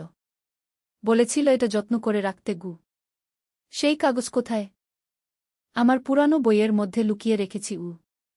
আমি আর কৃষ্ণ দুজনেই খুশি হলাম। কোন বই যে? আমার ক্লাস 10-এর বাংলা বইয়ে গু। বাড়ি ফিরে আমরা রাহুলের রুম তল্লাশি করলাম। তার পুরানো বইগুলোর মধ্যে বাংলা বই খুঁজে পেলাম। বইয়ের পাতার মধ্যে একটা পুরানো কাগজ ভাঁজ করা ছিল। কাগজটা খুলে দেখি, এটা সত্যিই একটা ম্যাপ। কিন্তু বোঝা যাচ্ছে না এটা কোথাকার ম্যাপ। আমি রাজেশের নম্বরে ফোন করলাম। সে এসে ম্যাপ দেখল। হ্যাঁ, এটাই সেই ম্যাপ। এই দিয়েই আমরা সম্পদ খুঁজে পেতে পারব। এটা কোথাকার ম্যাপ? এটা আমাদের শহরের পুরানো এলাকার ম্যাপ। এখানে একটা পরিত্যক্ত বাড়ির নিশানা দেওয়া আছে। সেই বাড়িতেই কালো রহিম তার সম্পদ লুকিয়ে রেখেছে গি। কবে যাব? আজ রাতেই। কারণ আমি খবর পেয়েছি মন্টু আগামীকাল রাহুলকে হাসপাতাল থেকে নিয়ে যাওয়ার পরিকল্পনা করছে গি। আমি ভয় পেয়ে গেলাম। তাহলে তাড়াতাড়ি করতে হবে। রাতে আমি, কৃষ্ণ আর রাজেশ সেই পরিত্যক্ত বাড়িতে গেলাম। বাড়িটা ছিল শহরের একেবারে প্রান্তে। অনেক পুরানো, জঙ্গল দিয়ে ঘেরা। ম্যাপ অনুযায়ী আমরা বাড়ির পেছনের একটা কুয়ার কাছে গেলাম। সেখানে মাটি খুঁড়তে শুরু করলাম। প্রায় 3 ফুট খোঁড়ার পর আমরা একটা লোহার বাক্স পেলাম। রাজেশ সেটা তুল। বাক্স খুলে দেখি এর মধ্যে অনেক সোনার গহনা আর হীরার অলংকার। সত্যিই কোটি টাকার সম্পদ। এবার কি করব? আমি জিজ্ঞেস করলাম। এবার এগুলো পুলিশের কাছে জমা দিতে হবে, রাজেশ বলল। কিন্তু হঠাৎ আমরা শুনলাম কারো পায়ের শব্দ। আমরা ঘুরে তাকিয়ে দেখি কয়েকজন লোক আমাদের দিকে আসছে। তাদের হাতে অস্ত্র। এই যে, এদিকে। কে? রাজেশ সেন, একজন চিৎকার করে বলল। রাজেশ আমাদের দিকে তাকিয়ে বলল, ওরাই মন্টুর লোক। দৌড়ান। আমরা দৌড় দিলাম। কিন্তু রাজেশ বাক্সটা নিয়ে অন্যদিকে গেল। আমি আর কৃষ্ণ জঙ্গলের মধ্যে লুকিয়ে রইলাম। অনেকক্ষণ পর সব শান্ত হলে আমরা বাড়ি ফিরলাম। পরের দিন সকালে খবরের কাগজে দেখি একটা বিশাল খবর। গোয়েন্দা পুলিশ উদ্ধার করেছে কোটি টাকার চুরি করা সম্পদ। খবরে লেখা আছে যে রাজেশ সেন নামের এক গোয়েন্দা কর্মকর্তা একটা চোর চক্রের সম্পদ উদ্ধার করেছেন। চোর চক্রের নেতা মন্টুকে গ্রেফতার করা হয়েছে। আমি বুঝলাম রাজেশ সত্যিই একজন সৎ গোয়েন্দা অফিসার ছিল। দুপুরে রাজেশ আমাদের বাড়িতে এলো। রত্না ভাবি, আপনাদের ধন্যবাদ। আপনাদের সাহায্য না পেলে আমরা এই চোর চক্রকে ধরতে পারতাম না। রাহুল এখন নিরাপদ? হ্যাঁ, মন্টু গ্রেফতার হয়েছে। এখন আর কোনো ভয় নেই। সেই সম্পদের কি হবে? সেগুলো সরকারের কাছে জমা দেওয়া হবে। তবে আপনাদের সাহায্যের জন্য পুরস্কার পাবেন। কিছুদিন পর আমরা পুলিশ থেকে 5 লক্ষ টাকা পুরস্কার পেলাম। রাহুলও সুস্থ হয়ে বাড়ি ফিরল। ডাক্তারের চিকিৎসায় তার মানসিক সমস্যা ভালো হয়ে গিয়েছিল। সে আর আমার প্রতি অস্বাভাবিক কোনো আচরণ করত না। একদিন সে আমার কাছে এসে বলল, মা, আমি প্রিয়াকে বিয়ে করতে চাই। সত্যি? কিন্তু তুই তো তার সাথে খারাপ ব্যবহার করেছিলি। আমি তার কাছে ক্ষমা চেয়েছি। সে আমাকে মাফ করে দিয়েছে। আমি খুশি হলাম। তাহলে আমি তার বাবা মায়ের সাথে কথা বলি। প্রিয়ার বাবা মা রাজি হয়ে গেলেন। তারা বুঝেছিলেন রাহুল অসুস্থ ছিল। কয়েক মাস পর রাহুল আর প্রিয়ার বিয়ে হল। খুব সুন্দর একটা বিয়ে। বিয়ের দিন প্রিয়া আমার কাছে এসে বলল, মা, আমি জানি রাহুল দা আপনাকে খুব ভালোবাসে। আমি চাই আপনি সবসময় আমাদের সাথে থাকুন। আমি তাকে জড়িয়ে ধরলাম। তুমি খুব ভালো মেয়ে প্রিয়া। এখন আমাদের সংসারে শান্তি। রাহুল আর প্রিয়া খুব খুশি। সুমিও তার নতুন ভাবির সাথে ভালো মিশেছে। কিন্তু মাঝে মাঝে মনে হয় এই পুরো ঘটনা কি একটা স্বপ্ন ছিল? এত কিছু কিভাবে ঘটল আমাদের জীবনে? রাহুল যখন আমাকে ভালোবাসার কথা বলেছিল তখন আমার মনে কেমন যেন একটা অনুভূতি হয়েছিল। আমি জানি এটা ভুল, কিন্তু মনের গভীরে কিছুটা ভালো লেগেছিল। একদিন রাহুল আমার কাছে এসে বলল, মা, আমি তোমার কাছে ক্ষমা চাই। আমি যখন অসুস্থ ছিলাম তখন তোমাকে অনেক কষ্ট দিয়েছি। তুই ক্ষমা চাস কেন? তুই তো অসুস্থ ছিলি। হ্যাঁ, কিন্তু তবুও তুমি আমার মা, আমি তোমাকে সম্মান করতে পারিনি। আমি তার মাথায় হাত দিলাম। তুই আমার ছেলে। যা হয়েছে ভুলে যা। মা, আমি তোমাকে সত্যিই ভালোবাসি। মা হিসেবে আমিও তোমাকে ভালোবাসি বাবাগু। এভাবেই শেষ হলো আমাদের এই অদ্ভুত অভিজ্ঞতা। একটা পারিবারিক সমস্যা থেকে শুরু হয়ে তা হয়ে গেল একটা রোমাঞ্চকর অ্যাডভেঞ্চার। আজকাল যখন এসব ঘটনার কথা মনে পড়ে তখন মনে হয় জীবন সত্যিই অদ্ভুত। কখন কি ঘটে যাবে তা আমরা জানি না। রাহুলের মানসিক সমস্যা, তারপর সেই গোয়েন্দা কাহিনী, চোর চক্রের সাথে সংঘর্ষ, এসব যেন কোনো সিনেমার গল্প। কিন্তু এই সব ঘটনার মধ্য দিয়ে আমাদের পরিবার আরও একতাবদ্ধ হয়েছে। রাহুল এখন একজন দায়িত্বশীল স্বামী। প্রিয়াও আমাদের পরিবারের একজন সদস্য হয়ে মিশে গেছে। মাঝে মাঝে রাজেশও আমাদের বাড়িতে আসে। সে এখন আমাদের পারিবারিক বন্ধু। তার কাছ থেকে অনেক রোমাঞ্চকর গোয়েন্দা কাহিনী শুনি। একদিন সে বলল, রত্না ভাবি, আপনার সাহস দেখে আমি অবাক হয়েছি। সেই রাতে জঙ্গলে গিয়ে আপনি ভয় পাননি? ভয় তো পেয়েছিলাম, কিন্তু রাহুলের নিরাপত্তার কথা ভেবে সব ভুলে গিয়েছিলাম। এটাই মায়ের ভালোবাসা। সত্যি কথা হলো, একজন মা তার সন্তানের জন্য যে কোনো বিপদের মুখোমুখি হতে পারে। আমিও সেটাই করেছি। এখন আমাদের সংসারে নতুন আনন্দের সংবাদ। প্রিয়া মা হতে চলেছে। আমি নানি হব। রাহুল খুব খুশি। সে বলে, মা, আমার বাচ্চা হলে তাকে তুমি দেখবে? অবশ্যই। আমি সব দেখব। সুমিও খুব উৎসাহিত। সে বলে, আমি খালা হব। এভাবেই আমাদের পরিবার বড় হচ্ছে। নতুন জীবন আসছে। মাঝে মাঝে ভাবি সেই দিনগুলোর কথা যখন রাহুল আমাকে ভুল বুঝেছিল। এখন সব ঠিক হয়ে গেছে। আজ সন্ধ্যায় আমরা সবাই মিলে বসেছিলাম। হঠাৎ রাহুল বলল, মা, তোমাকে একটা কথা বলার আছে। আমি ভয় পেলাম। কি কথা? সে হেসে বলল, আমি চাকরি পেয়েছি একটা ভালো কোম্পানিতে। আমি খুশি হয়ে তাকে জড়িয়ে ধরলাম। সত্যি? কত বেতন? মাসে 30,000 টাকা। কৃষ্ণ বলল, বাহ, এখন তো তুই স্বাবলম্বী। প্রিয়া খুশিতে কেঁদে ফেল। এত খুশির খবর। এভাবেই আমাদের পরিবারে একের পর একটি সুখবর আসতে লাগল। কয়েক মাস পর প্রিয়ার একটি ফুটফুটে ছেলে হল। আমি নানি হলাম। কি যে আনন্দ! ছোট্ট নাতিটা দেখতে অনেকটা রাহুলের মতো। প্রিয়া বলল, মা, এর নাম কি রাখব? তোমরাই ঠিক করোক। রাহুল বলল, আমি নাম রেখেছি অর্জুন। সুন্দর নাম। এখন আমার দিন কাটে নাতির সাথে। অর্জুন খুব দুরন্ত। সারাক্ষণ হাসে। একদিন রাহুল আমাকে বলল, মা, তুমি না থাকলে আমি কখনো এত সুখী হতে পারতাম না। কেন এসব কথা বলছিস? তুমি আমাকে দত্তক নিয়ে বড় করেছ। আমার সমস্যার সময় পাশে থেকেছ। আর এখন আমার সংসারের দেখভাল করছ। আমার চোখে পানি এলো। তুই আমার সন্তান। এসব আমার কর্তব্য। না মা, এটা তোমার ভালোবাসা। সত্যি কথা হলো, মা ছেলের সম্পর্ক পৃথিবীর সবচেয়ে পবিত্র সম্পর্ক। এই সম্পর্কে কোনো স্বার্থ নেই, কোনো শর্ত নেই। এখন যখন এই গল্প বলছি তখন অর্জুন আমার কোলে শুয়ে ঘুমাচ্ছে। কি শান্তি তার মুখে। আমার মনে হয় জীবনে যত সমস্যাই আসুক না কেন, পরিবারের ভালোবাসা দিয়ে সব সমাধান করা যায়।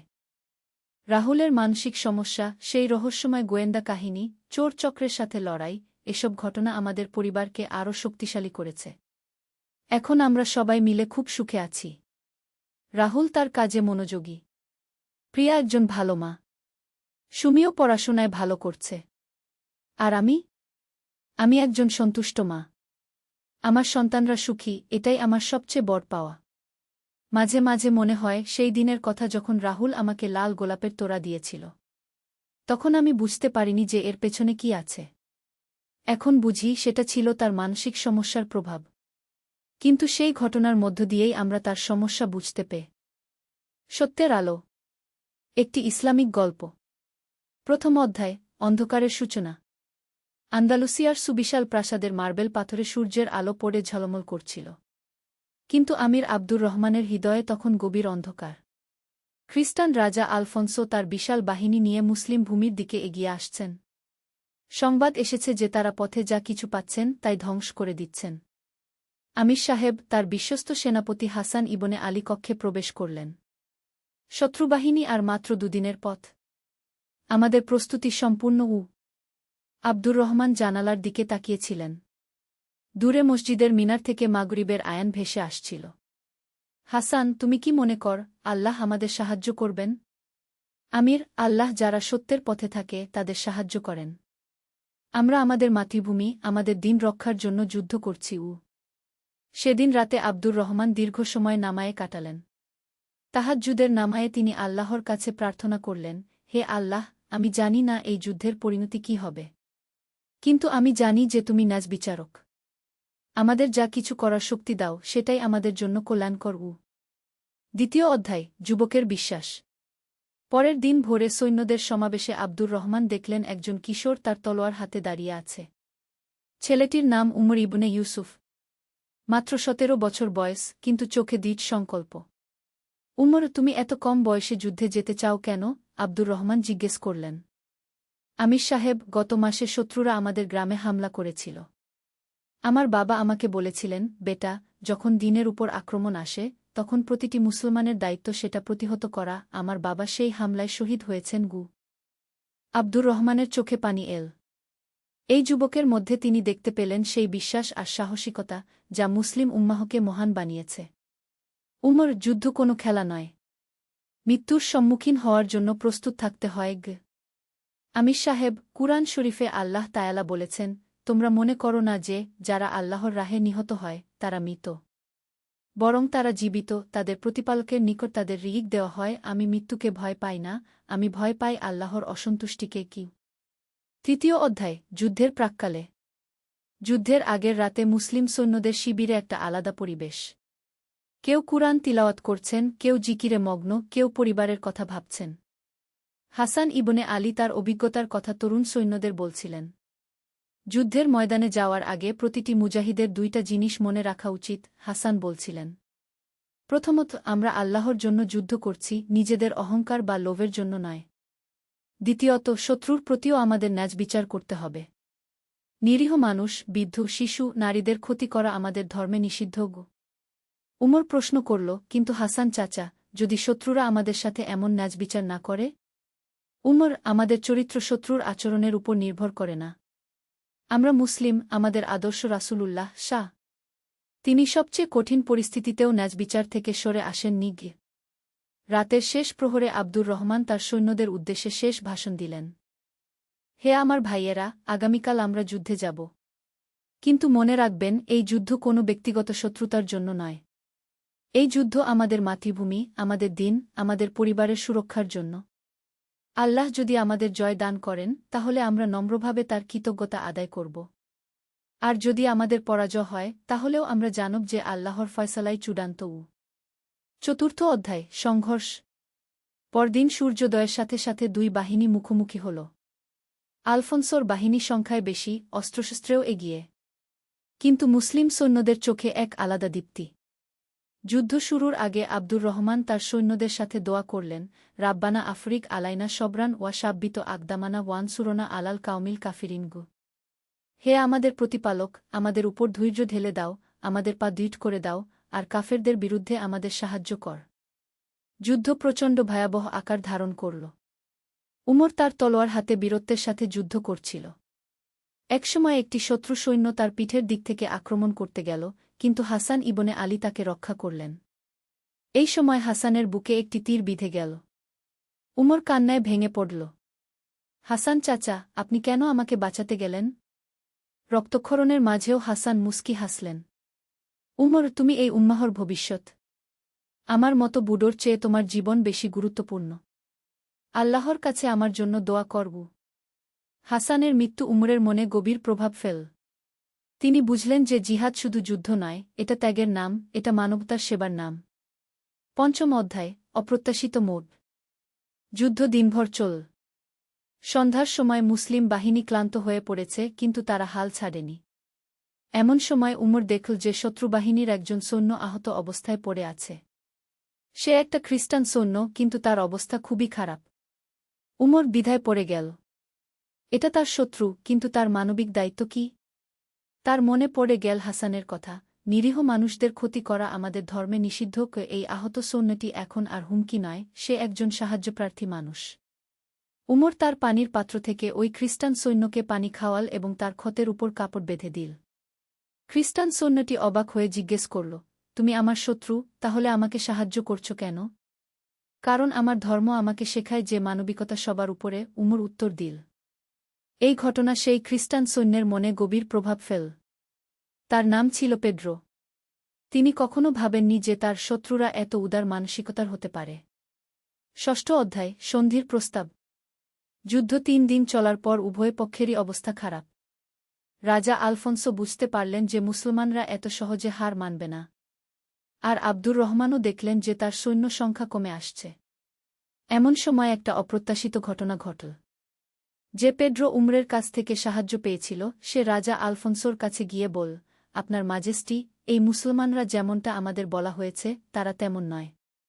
তারা অসভ্য বা নিষ্ঠুর নয়। একজন মুসলিম যুবক আমার জীবন বাঁচিয়েছে, অথচ সে আমার শত্রু ছিল।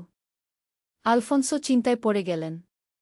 তিনি যুদ্ধ চালিয়ে যেতে পারেন, কিন্তু এর ফলাফল অনিশ্চিত।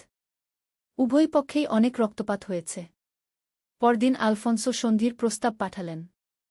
আব্দুর রহমান তার পরামর্শদাতাদের সাথে বিষয়টা নিয়ে আলোচনা করলেন। আমির সাহেব, আমাদের অবস্থা খুব একটা ভালো নয়, এক সেনাপতি বলল। সন্ধি আমাদের জন্য মঙ্গলজনক হতে পারে কি? কিন্তু সন্ধির শর্ত কি? অন্য একজন প্রশ্ন করল। আব্দুর রহমান গভীরভাবে চিন্তা করলেন। তিনি জানতেন যে ইসলাম শান্তি চায়, যুদ্ধ নয়। কুরআনেই বলা আছে, যদি তারা শান্তির দিকে ঝুঁকে পড়ে, তাহলে তুমিও সেদিকে ঝুঁকে পড়ো। সপ্তম অধ্যায়, শান্তির আলো। সন্ধির আলোচনা হল। আলফোন্সো প্রস্তাব করলেন যে তিনি মুসলিম ভূমিতে আক্রমণ বন্ধ করবেন, বিনিময়ে আব্দুর রহমান কিছু ভূমি ছেড়ে দেবেন। কিন্তু আব্দুর রহমান একটা শর্ত রাখলেন, রাজা আলফোন্সো, আমি আপনার প্রস্তাবে রাজি। তবে একটা শর্ত আছে। যেসব মুসলিম ওই অঞ্চলে থাকবে, তাদের ধর্ম পালনের স্বাধীনতা থাকতে হবে। তাদের মসজিদ, তাদের স্কুল, তাদের সম্পত্তি, সব নিরাপদ থাকতে হবে। আলফোন্সো রাজি হয়ে গেলেন।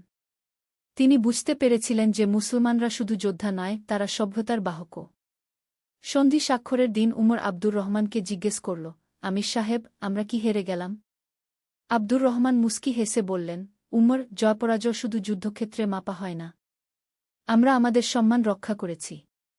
আমরা প্রমাণ করেছি যে মুসলমানরা কাপুরুষ নয়। আর সবচেয়ে বড় কথা, আমরা শান্তি এনেছি। আর শান্তি সবসময় যুদ্ধের চেয়ে শ্রেয়। অষ্টম অধ্যায়, বিজয়ের প্রকৃত অর্থ। সন্ধির পর উমর এক অদ্ভুত শান্তি অনুভব করল। যুদ্ধের সময় সে শুধু শত্রুকে পরাজিত করার কথা ভেবেছিল। কিন্তু এখন সে বুঝতে পারছিল যে ইসলামের প্রকৃত জয় অন্য কিছুতে। কয়েকদিন পর উমর দেখল যে পেড্রো তাকে খুঁজতে এসেছে। পেড্রো তার হাতে একটা বই নিয়ে এসেছিল। উমর, আমি তোমার ধর্ম সম্পর্কে জানতে চাই, পেড্রো বলল। তুমি আমাকে যেভাবে সাহায্য করেছ, সেটা আমার মনে গভীর প্রভাব ফেলেছে। আমি বুঝতে চাই কোন ধর্ম মানুষকে এত উদার বানায়। উমর পেড্রোকে ইসলাম সম্পর্কে বলতে শুরু করল। সে বল আল্লাহর একত্ব, রাসূলের জীবনী, ইসলামের মানবিক মূল্যবোধ, সামাজিক ন্যায়বিচারের কথা। কিন্তু তোমরা তো আমাদের সাথে যুদ্ধ করেছ, পেড্রো প্রশ্ন করল। পেড্রো ভাই, আমরা যুদ্ধ করেছি আমাদের আত্মরক্ষার জন্য। আমাদের ধর্মে বলা আছে যে অন্যায়ের প্রতিবাদ করা প্রতিটি মুসলমানের দায়িত্ব। কিন্তু আমরা কখনো আগ্রাসী যুদ্ধ চাই না। আমরা চাই শান্তি, আমরা চাই সহাবস্থান। পেড্রো উমরের কথা মনোযোগ দিয়ে শুন। কয়েক মাস পর সে ইসলাম গ্রহণ করল এবং তার নাম রাখল আব্দুর রহিম। নবম অধ্যায়, শিক্ষা। বছর পেরিয়ে গেল। আন্দালুসিয়ায় শান্তি বিরাজ করছে। উমর এখন একজন দক্ষ সৈনিক এবং পণ্ডিত হয়ে উঠেছে। সে অস্ত্র শিক্ষার পাশাপাশি কুরআন, হাদিস, ফিকাহ, দর্শন, গণিত, জ্যোতির্বিদ্যা পড়েছে। একদিন আব্দুর রহমান উমরকে ডাকলেন। উমর, আমি বুড়ো হয়ে যাচ্ছি। এই রাজ্যের ভবিষ্যৎ তোমাদের মতো যুবকদের হাতে। তোমাকে একটা গুরুত্বপূর্ণ দায়িত্ব দিতে চাই। আমির সাহেব, আমি প্রস্তুত। আমি চাই তুমি একটা মাদ্রাসা প্রতিষ্ঠা কর। সেখানে শুধু মুসলিম শিশুরাই নয়, খ্রিস্টান এবং ইহুদি শিশুরাও পড়তে পারবে। আমি চাই আমাদের এই ভূমি জ্ঞান-বিজ্ঞানের কেন্দ্র হয়ে উঠুক। উমর খুশি হয়ে গেল। এই তো সেই আসল জিহাদ, জ্ঞানের জিহাদ, মানবতার জিহাদ। মাদ্রাসা প্রতিষ্ঠার পর উমর দেখল যে বিভিন্ন ধর্মের শিশুরা একসাথে বসে পড়াশোনা করছে। মুসলিম শিশুরা কুরআন হাদিস পড়ছে, খ্রিস্টান শিশুরা বাইবেল পড়ছে, আর সবাই মিলে গণিত, জ্যোতির্বিদ্যা, চিকিৎসাশাস্ত্র, দর্শন পড়ছে। দশম অধ্যায়, প্রকৃত বিজয়। কয়েক বছর পর উমর একদিন দেখল যে আব্দুর রহিম, পূর্বনাম পেড্রো, একটা বই লিখছে। বইটার নাম ইসলামে মানবিক মূল্যবোধ। আব্দুর রহিম ভাই, এই বই লিখছেন কেন? উমর জিজ্ঞেস করল। উমর, আমি চাই ইউরোপের মানুষরা ইসলামের সত্যিকারের রূপ দেখুক। অনেকেই মনে করে মুসলমানরা শুধু তলোয়ার দিয়ে ধর্ম প্রচার করে। কিন্তু আমি দেখেছি যে ইসলামের সত্যিকারের শক্তি তার নৈতিক মূল্যবোধে, তার মানবিকতায়। উমর খুশি হয়ে গেল। তার মনে পড়ে গেল হাসান ইবনে আলীর কথা, আমাদের চরিত্রই আমাদের সবচেয়ে বড় দাওয়াহ। বছরের পর বছর কেটে গেল। উমর এখন আমির আব্দুর রহমানের উপদেষ্টা। একদিন তার কাছে খবর এল যে ইউরোপের বিভিন্ন দেশ থেকে পণ্ডিতরা আন্দালুসিয়ায় এসে জ্ঞান অর্জন করতে চান। আমির সাহেব, উমর বলল, আমাদের সেই যুদ্ধের প্রকৃত ফলাফল এখন দেখা যাচ্ছে। আমরা তলোয়ার দিয়ে যা পারিনি তা আমরা কলম আর চরিত্র দিয়ে করতে পারছি। আব্দুর রহমান হেসে বললেন, উমর, তুমি ঠিক বলেছ। প্রকৃত বিজয় তলোয়ারে নয়, হৃদয় জয়ে। আমরা শুধু একটা যুদ্ধে জিতিনি, আমরা মানুষের মন জিতেছি। একাদশ অধ্যায়, পরবর্তী প্রজন্ম। ২০ বছর পর উমর এখন নিজেই একজন বিজ্ঞ শাসক। তার মাদ্রাসা থেকে যে সব ছাত্র বের হয়েছে তারা ইউরোপের বিভিন্ন প্রান্তে ছড়িয়ে গেছে। তারা চিকিৎসক, দার্শনিক, গণিতবিদ, জ্যোতির্বিদ হিসেবে কাজ করছে। আর সবচেয়ে বড় কথা, তারা তাদের কর্মে ইসলামের সুন্দর চেহারা তুলে ধরছে। একদিন উমরের কাছে একজন যুবক এল। তার নাম ইউসুফ। সে খুবই উত্তেজিত। উস্তাদ উমর, উত্তরে নরমানরা আবার আক্রমণের প্রস্তুতি নিচ্ছে। আমাদের কি যুদ্ধের প্রস্তুতি নেওয়া উচিত নয়? উমর মুস্কি হাসলেন। এই যুবকের মধ্যে নিজের যৌবনের ছাপ দেখতে পেলেন। ইউসুফ, যুদ্ধ সবসময় শেষ উপায়। আগে দেখি কূটনীতি দিয়ে সমস্যার সমাধান হয় কিনা। আমাদের দূত পাঠাই, তাদের সাথে কথা বলি। হয়তো কোনো ভুল বুঝাবুঝি আছে। কিন্তু উস্তাদ, তারা যদি আক্রমণ করেই ফেলে?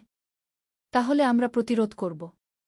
কিন্তু আমাদের উদ্দেশ্য হবে আত্মরক্ষা, ধ্বংস নয়। আর যুদ্ধ শেষে আমাদের ব্যবহার এমন হতে হবে যেন শত্রু আমাদের সম্মান করে। ইউসুফ চিন্তায় পড়ে গেল। উস্তাদ, এত উদারতা দেখিয়ে আমরা কি দুর্বল মনে হচ্ছি না? ইউসুফ, প্রকৃত শক্তি অন্যকে ক্ষমা করার ক্ষমতায়। যে ব্যক্তি রাগ থাকা সত্ত্বেও ক্ষমা করতে পারে সেই প্রকৃত বীর। রাসূলুল্লাহ মক্কা বিজয়ের দিন তার সব শত্রুকে ক্ষমা করে দিয়েছিলেন। ফলাফল, তারাই পরবর্তীতে ইসলামের সবচেয়ে বড় সহায়ক হয়েছিল। দ্বাদশ অধ্যায়, প্রজ্ঞার বিজয়।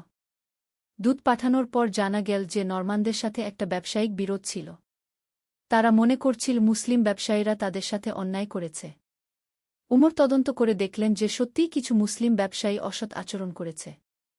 উমর সাথে সাথে সেই ব্যবসায়ীদের শাস্তি দিলেন এবং নরমানদের ক্ষতিপূরণ দিলেন। এই ন্যায়বিচার দেখে নরমান নেতা অভিভূত হয়ে গেলেন। আমি ভেবেছিলাম আপনারা আপনাদের লোকদের পক্ষেই থাকবেন, নরমান নেতা বললেন। আমাদের ধর্মে ন্যায়বিচার সবার উপরে। আমরা আমাদের লোক হোক বা পর হোক সত্যের পক্ষে থাকি, উমর উত্তর দিলেন। এই ঘটনার পর নরমানদের সাথে মুসলমানদের সম্পর্ক আরও মজবুত হয়ে গেল। যুদ্ধের বদলে শান্তি, শত্রুতার বদলে বন্ধুত্ব। ত্রয়োদশ অধ্যায়, শেষ যুদ্ধ।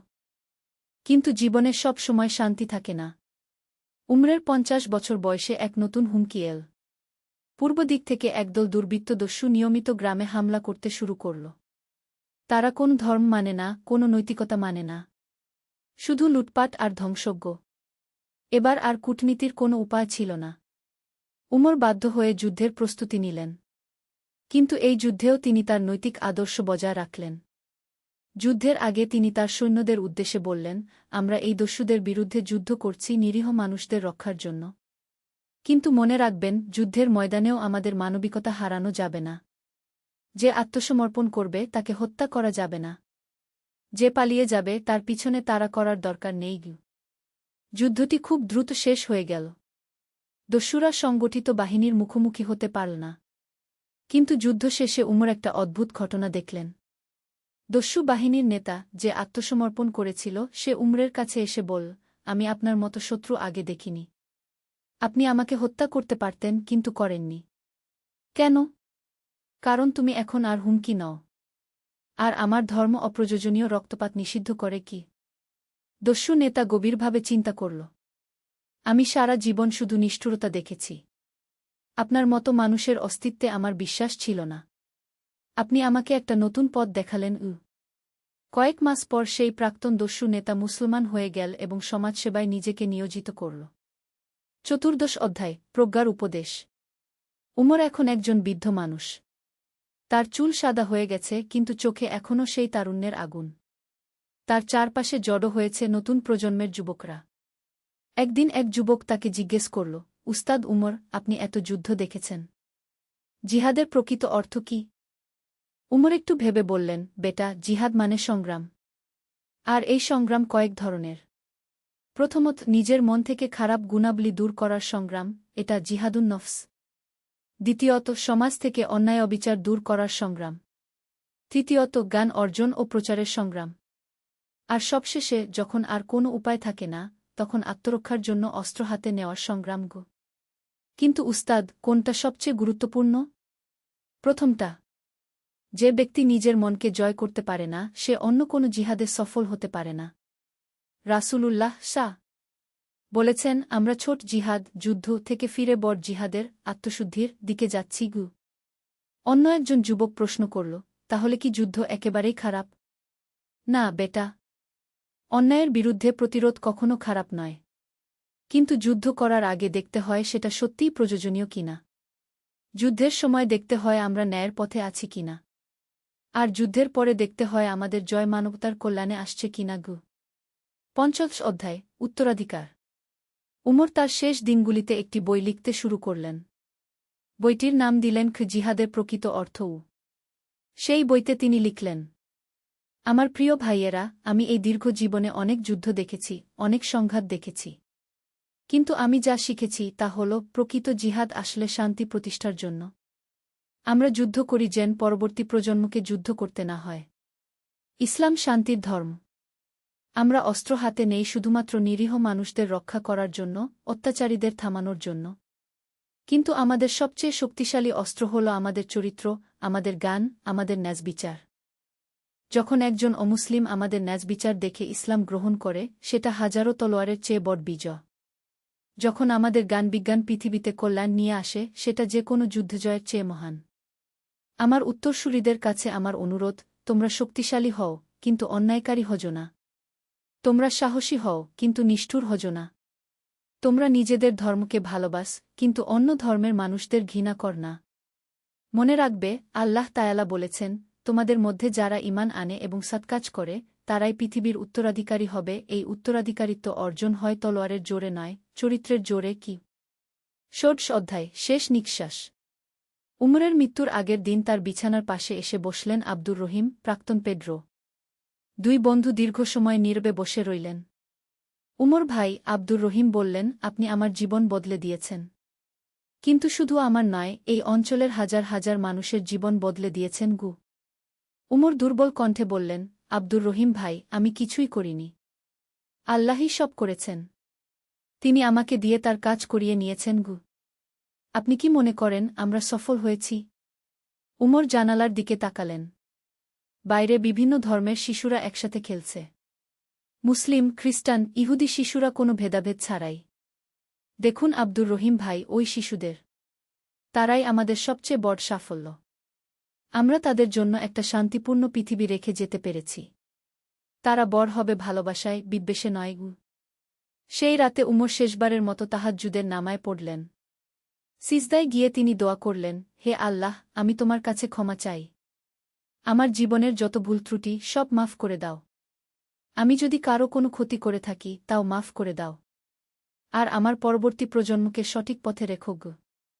পরদিন ফজরের নামায়ের পর উমর ইবনে ইউসুফ শেষ নিঃশ্বাস ত্যাগ করলেন। তার মুখে ছিল গভীর শান্তির হাসি। সমাপ্তি। অনন্তকালের গল্প। উমরের জানায়ায় হাজার হাজার মানুষ এসেছিল। শুধু মুসলিম নয়, খ্রিস্টান, ইহুদি, এমনকি অন্য ধর্মের মানুষরাও। সবার চোখে পানি। এক খ্রিস্টান বৃদ্ধ বলছিলেন, উমর আমাদের শিখিয়েছেন যে ধর্ম মানুষকে পরস্পরের শত্রু বানায় না, মানুষের সংকীর্ণতাই শত্রুতা সৃষ্টি করে কি। এক ইহুদি পণ্ডিত বলছিলেন, আমি উমরের কাছ থেকে শিখেছি যে সত্যিকারের ধর্মীয় ব্যক্তি সবার সাথে ন্যায়বিচার করেন ঘু। আর এক মুসলিম যুবক বলছিল, উমর চাচা আমাদের দেখিয়েছেন যে জিহাদের প্রকৃত অর্থ হল মানবতার সেবা গু। উমরের কবরের উপর লেখা হয়েছিল, এখানে শুয়ে আছেন উমর ইবনে ইউসুফ, যিনি তলোয়ার তুলেছিলেন সত্যের পক্ষে, কিন্তু জিতেছিলেন হৃদয়ের শক্তিতে, যিনি যুদ্ধ করেছিলেন শান্তির জন্য এবং শত্রুদের বানিয়েছিলেন বন্ধু। আল্লাহ তাকে জান্নাতুল ফিরদাউস নসিব করুন গো। উপসংহার, শিক্ষা ও প্রেরণা। এই গল্পের মধ্য দিয়ে আমরা শিখতে পারি। ১. জিহাদের প্রকৃত অর্থ। জিহাদ মানে শুধু যুদ্ধ নয়, বরং সত্য ও ন্যায়ের পক্ষে সংগ্রাম। ২. চরিত্রের শক্তি। অস্ত্রের চেয়ে চরিত্রের শক্তি বেশি প্রভাবশালী। ৩. মানবিকতা। যুদ্ধের মধ্যেও মানবিকতা বজায় রাখা সম্ভব এবং প্রয়োজনীয়। ৪. ক্ষমার মাহাত্ম্য। ক্ষমা করার মধ্যেই প্রকৃত শক্তি নিহিত। ৫. শান্তির মূল্য। যুদ্ধ করি শান্তি প্রতিষ্ঠার জন্য, ধ্বংসের জন্য নয়। ৬. সহাবস্থান। বিভিন্ন ধর্মের মানুষ একসাথে শান্তিতে বসবাস করতে পারে। ৭. জ্ঞানের গুরুত্ব। শিক্ষা ও জ্ঞানী মানুষের প্রকৃত মুক্তি। উমরের গল্প আজও প্রাসঙ্গিক। আজকের যুগেও আমাদের সবচেয়ে বড় জিহাদ হল অজ্ঞতা, কুসংস্কার, অন্যায় এবং বিদ্বেষের বিরুদ্ধে সংগ্রাম। আমরা যদি উমরের মতো চরিত্র ও প্রজ্ঞা অর্জন করতে পারি, তাহলে আমরাও আমাদের সমাজে শান্তি ও কল্যাণ নিয়ে আসতে পারব। আল্লাহ আমাদের সবাইকে সঠিক পথে চলার তৌফিক দান করুন। আমিন। গল্পের সমাপ্তি। আল্লাহর রহমত। একটি ইসলামিক গল্প। প্রথম অধ্যায়, হারিয়ে যাওয়া পথ। অনেক বছর আগের কথা। দামেস্কের কাছে একটি ছোট্ট গ্রামে ইব্রাহিম নামে এক যুবক বাস করত। সে ছিল একজন দক্ষ কামার। তার হাতের কাজে ছিল এক অদ্ভুত জাদু, যে কোনো ভাঙা জিনিস সে ঠিক করে দিতে পারত। কিন্তু ইব্রাহিমের মনের গভীরে একটা শূন্যতা ছিল যা কোনো কিছুতেই পূরণ হতো না। ইব্রাহিমের বাবা-মা ছোটবেলায় মারা গিয়েছিল। সে একা একাই বড় হয়েছে। গ্রামের মসজিদে নামাজ পড়ত ঠিকই, কিন্তু তার হৃদয়ে আল্লাহর প্রতি সেই গভীর ভালোবাসা তখনও জন্ম নেয়নি। সে শুধু অভ্যাসবশত ধর্মীয় কাজকর্ম করত। একদিন সকালে ইব্রাহিমের কামারশালায় এক রহস্যময় বৃদ্ধ লোক এল। তার চোখে ছিল এক অদ্ভুত জ্যোতি, যেন সে অনেক কিছু দেখেছে, অনেক কিছু জানে। বৃদ্ধ লোকটি একটি পুরানো তরবারি এনেছিল যার ফলা সম্পূর্ণ ভেঙে গিয়েছিল। বেটা, এই তরবারিটা ঠিক করতে পারবে? বৃদ্ধ লোক জিজ্ঞেস করল। ইব্রাহিম তরবারিটা হাতে নিয়ে দেখল।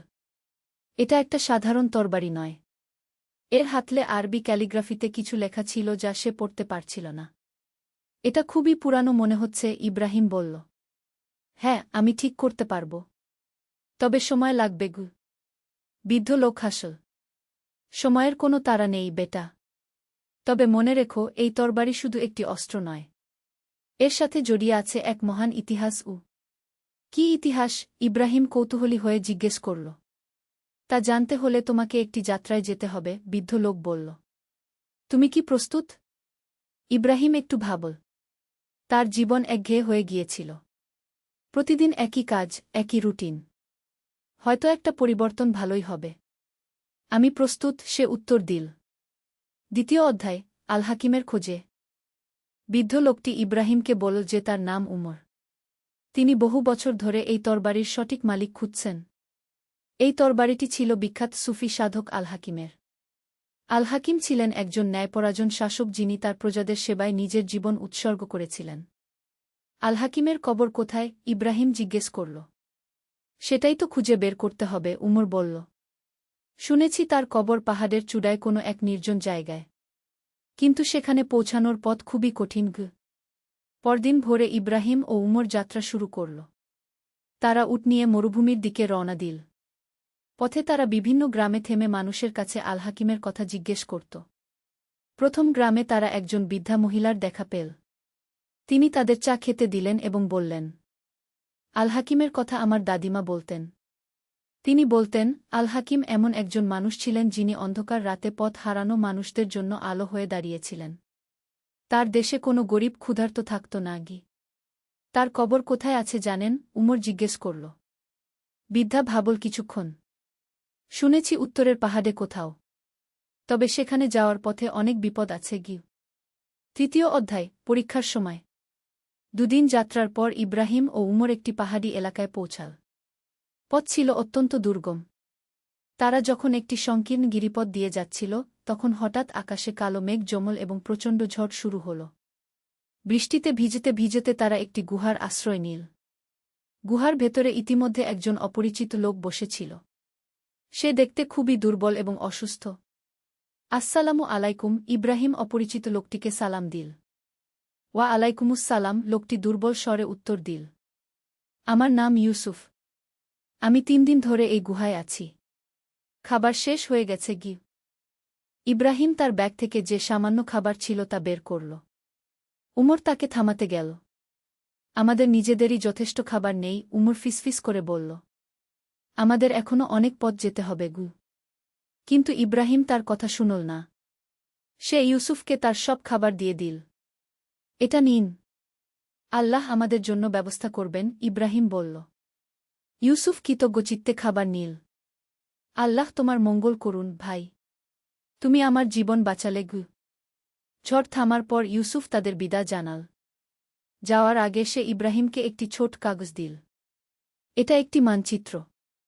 এটা তোমার কাজে লাগতে পারে, সে বলল। চতুর্থ অধ্যায়, সত্যিকারের সম্পদ। কাগজটি খুলে দেখে ইব্রাহিম অবাক হয়ে গেল। এটা আল হাকিমের কবরের স্থান নির্দেশ করে একটি মানচিত্র। এটা কিভাবে সম্ভব? উমর বিস্মিত হয়ে বলল।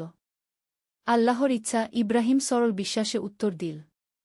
মানচিত্র অনুসরণ করে তারা আরও 2 দিন পথ চলার পর একটি উঁচু পাহাড়ের চূড়ায় পৌঁছাল। সেখানে একটি সাদামাটা কবর ছিল। কবরের মাথায় একটি পাথরে আরবিতে লেখা ছিল, এখানে শায়িত আছেন আল হাকিম ইবনে আবদুল্লাহ, যিনি আল্লাহর পথে জীবন অতিবাহিত করেছেন এবং মানুষের সেবায় নিজেকে উৎসর্গ করেছেন। উমর কবরের কাছে গিয়ে দোয়া পড়তে শুরু করল। ইব্রাহিমও তার সাথে যোগ দিল। হঠাৎ ইব্রাহিমের হৃদয়ে এক অদ্ভুত পরিবর্তন অনুভূত হল। তার চোখে পানি এসে গেল। প্রথমবারের মতো সে আল্লাহর কাছাকাছি অনুভব করল।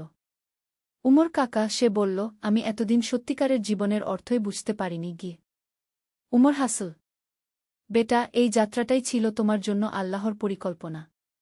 তুমি যে ইউসুফকে খাবার দিয়েছিলে সেটা ছিল তোমার হৃদয়ের পরীক্ষা। পঞ্চম অধ্যায়, নতুন জীবনের সূচনা। কবর জিয়ারত শেষে ইব্রাহিম ভাঙা তরবারিটা বের করল। সে লক্ষ্য করল যে তরবারির হাতলে লেখা আরবি ক্যালিগ্রাফি এখন তার কাছে পরিষ্কার মনে হচ্ছে। সেখানে লেখা ছিল, লা ইলাহা ইল্লাল্লাহু মুহাম্মাদুর রাসূলুল্লাহ। এই তরবারি তোমার, উমর বলল।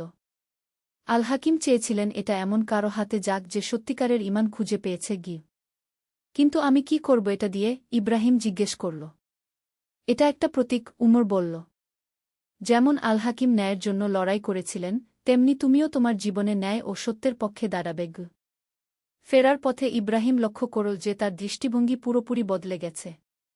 প্রতিটি গাছ, প্রতিটি পাথর, প্রতিটি মানুষ, সবকিছুতেই সে আল্লাহর নিদর্শন দেখতে পাচ্ছিল। ষষ্ঠ অধ্যায়, সেবার জীবন। গ্রামে ফিরে এসে ইব্রাহিম তার কামারশালায় কাজ শুরু করল। কিন্তু এবার তার কাজের উদ্দেশ্য পাল্টে গেছে।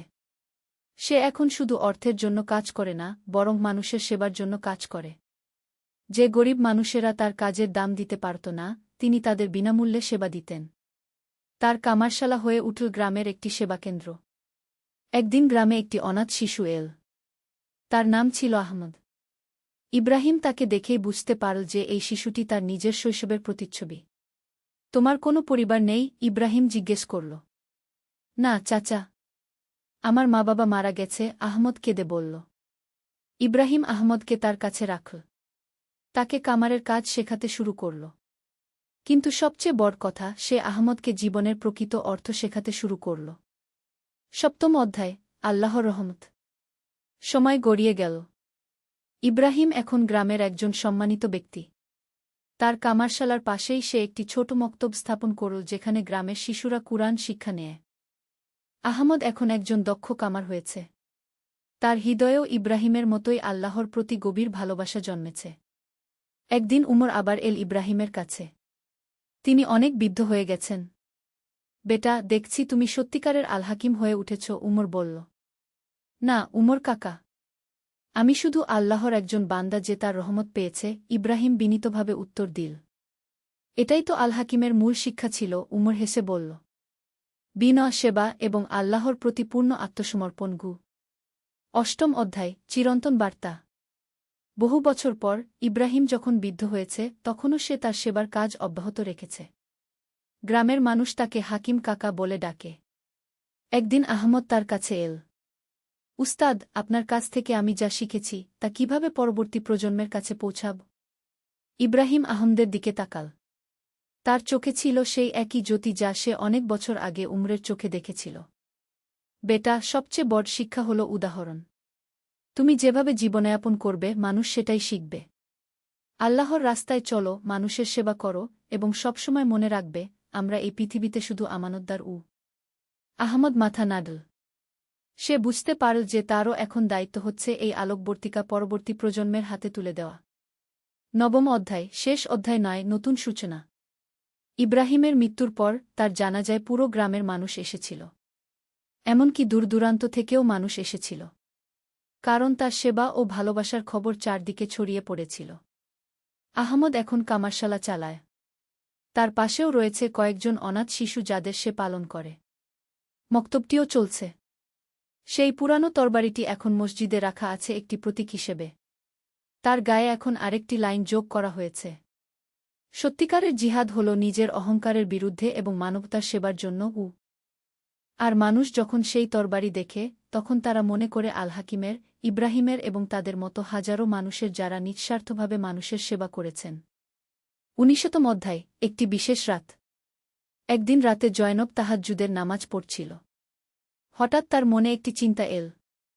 সে তার দাদিমাকে জিজ্ঞেস করল, দাদিমা, আমি কি সত্যি এই বড় দায়িত্ব নিতে পারব?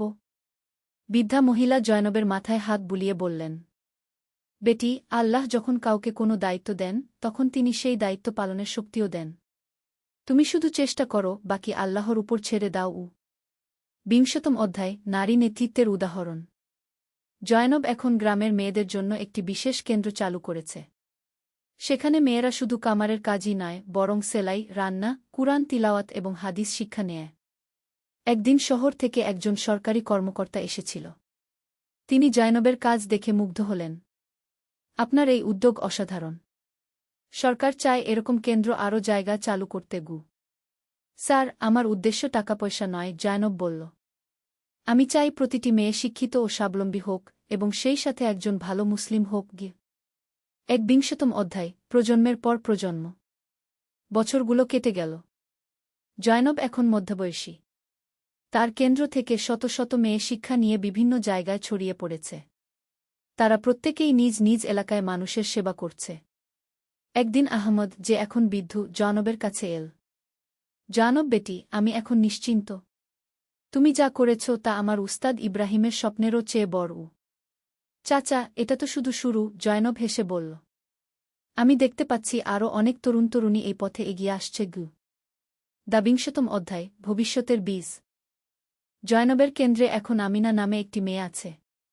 সে অত্যন্ত মেধাবী এবং সেবাপরায়ণ। একদিন আমিনা জয়নবকে বলল, আপা, আমি বিশ্ববিদ্যালয়ে ইসলামিক স্টাডিজ নিয়ে পড়তে চাই। তারপর ফিরে এসে আমাদের কাজ আরও বড় পরিসরে করতে চাই। জানব খুশি হয়ে বল, এটাই তো চাই। তুমি পড়াশোনা শেষ করে এসো। তোমার জন্য অপেক্ষা করব। ত্রয়োবিংশতম অধ্যায়, আন্তর্জাতিক স্বীকৃতি।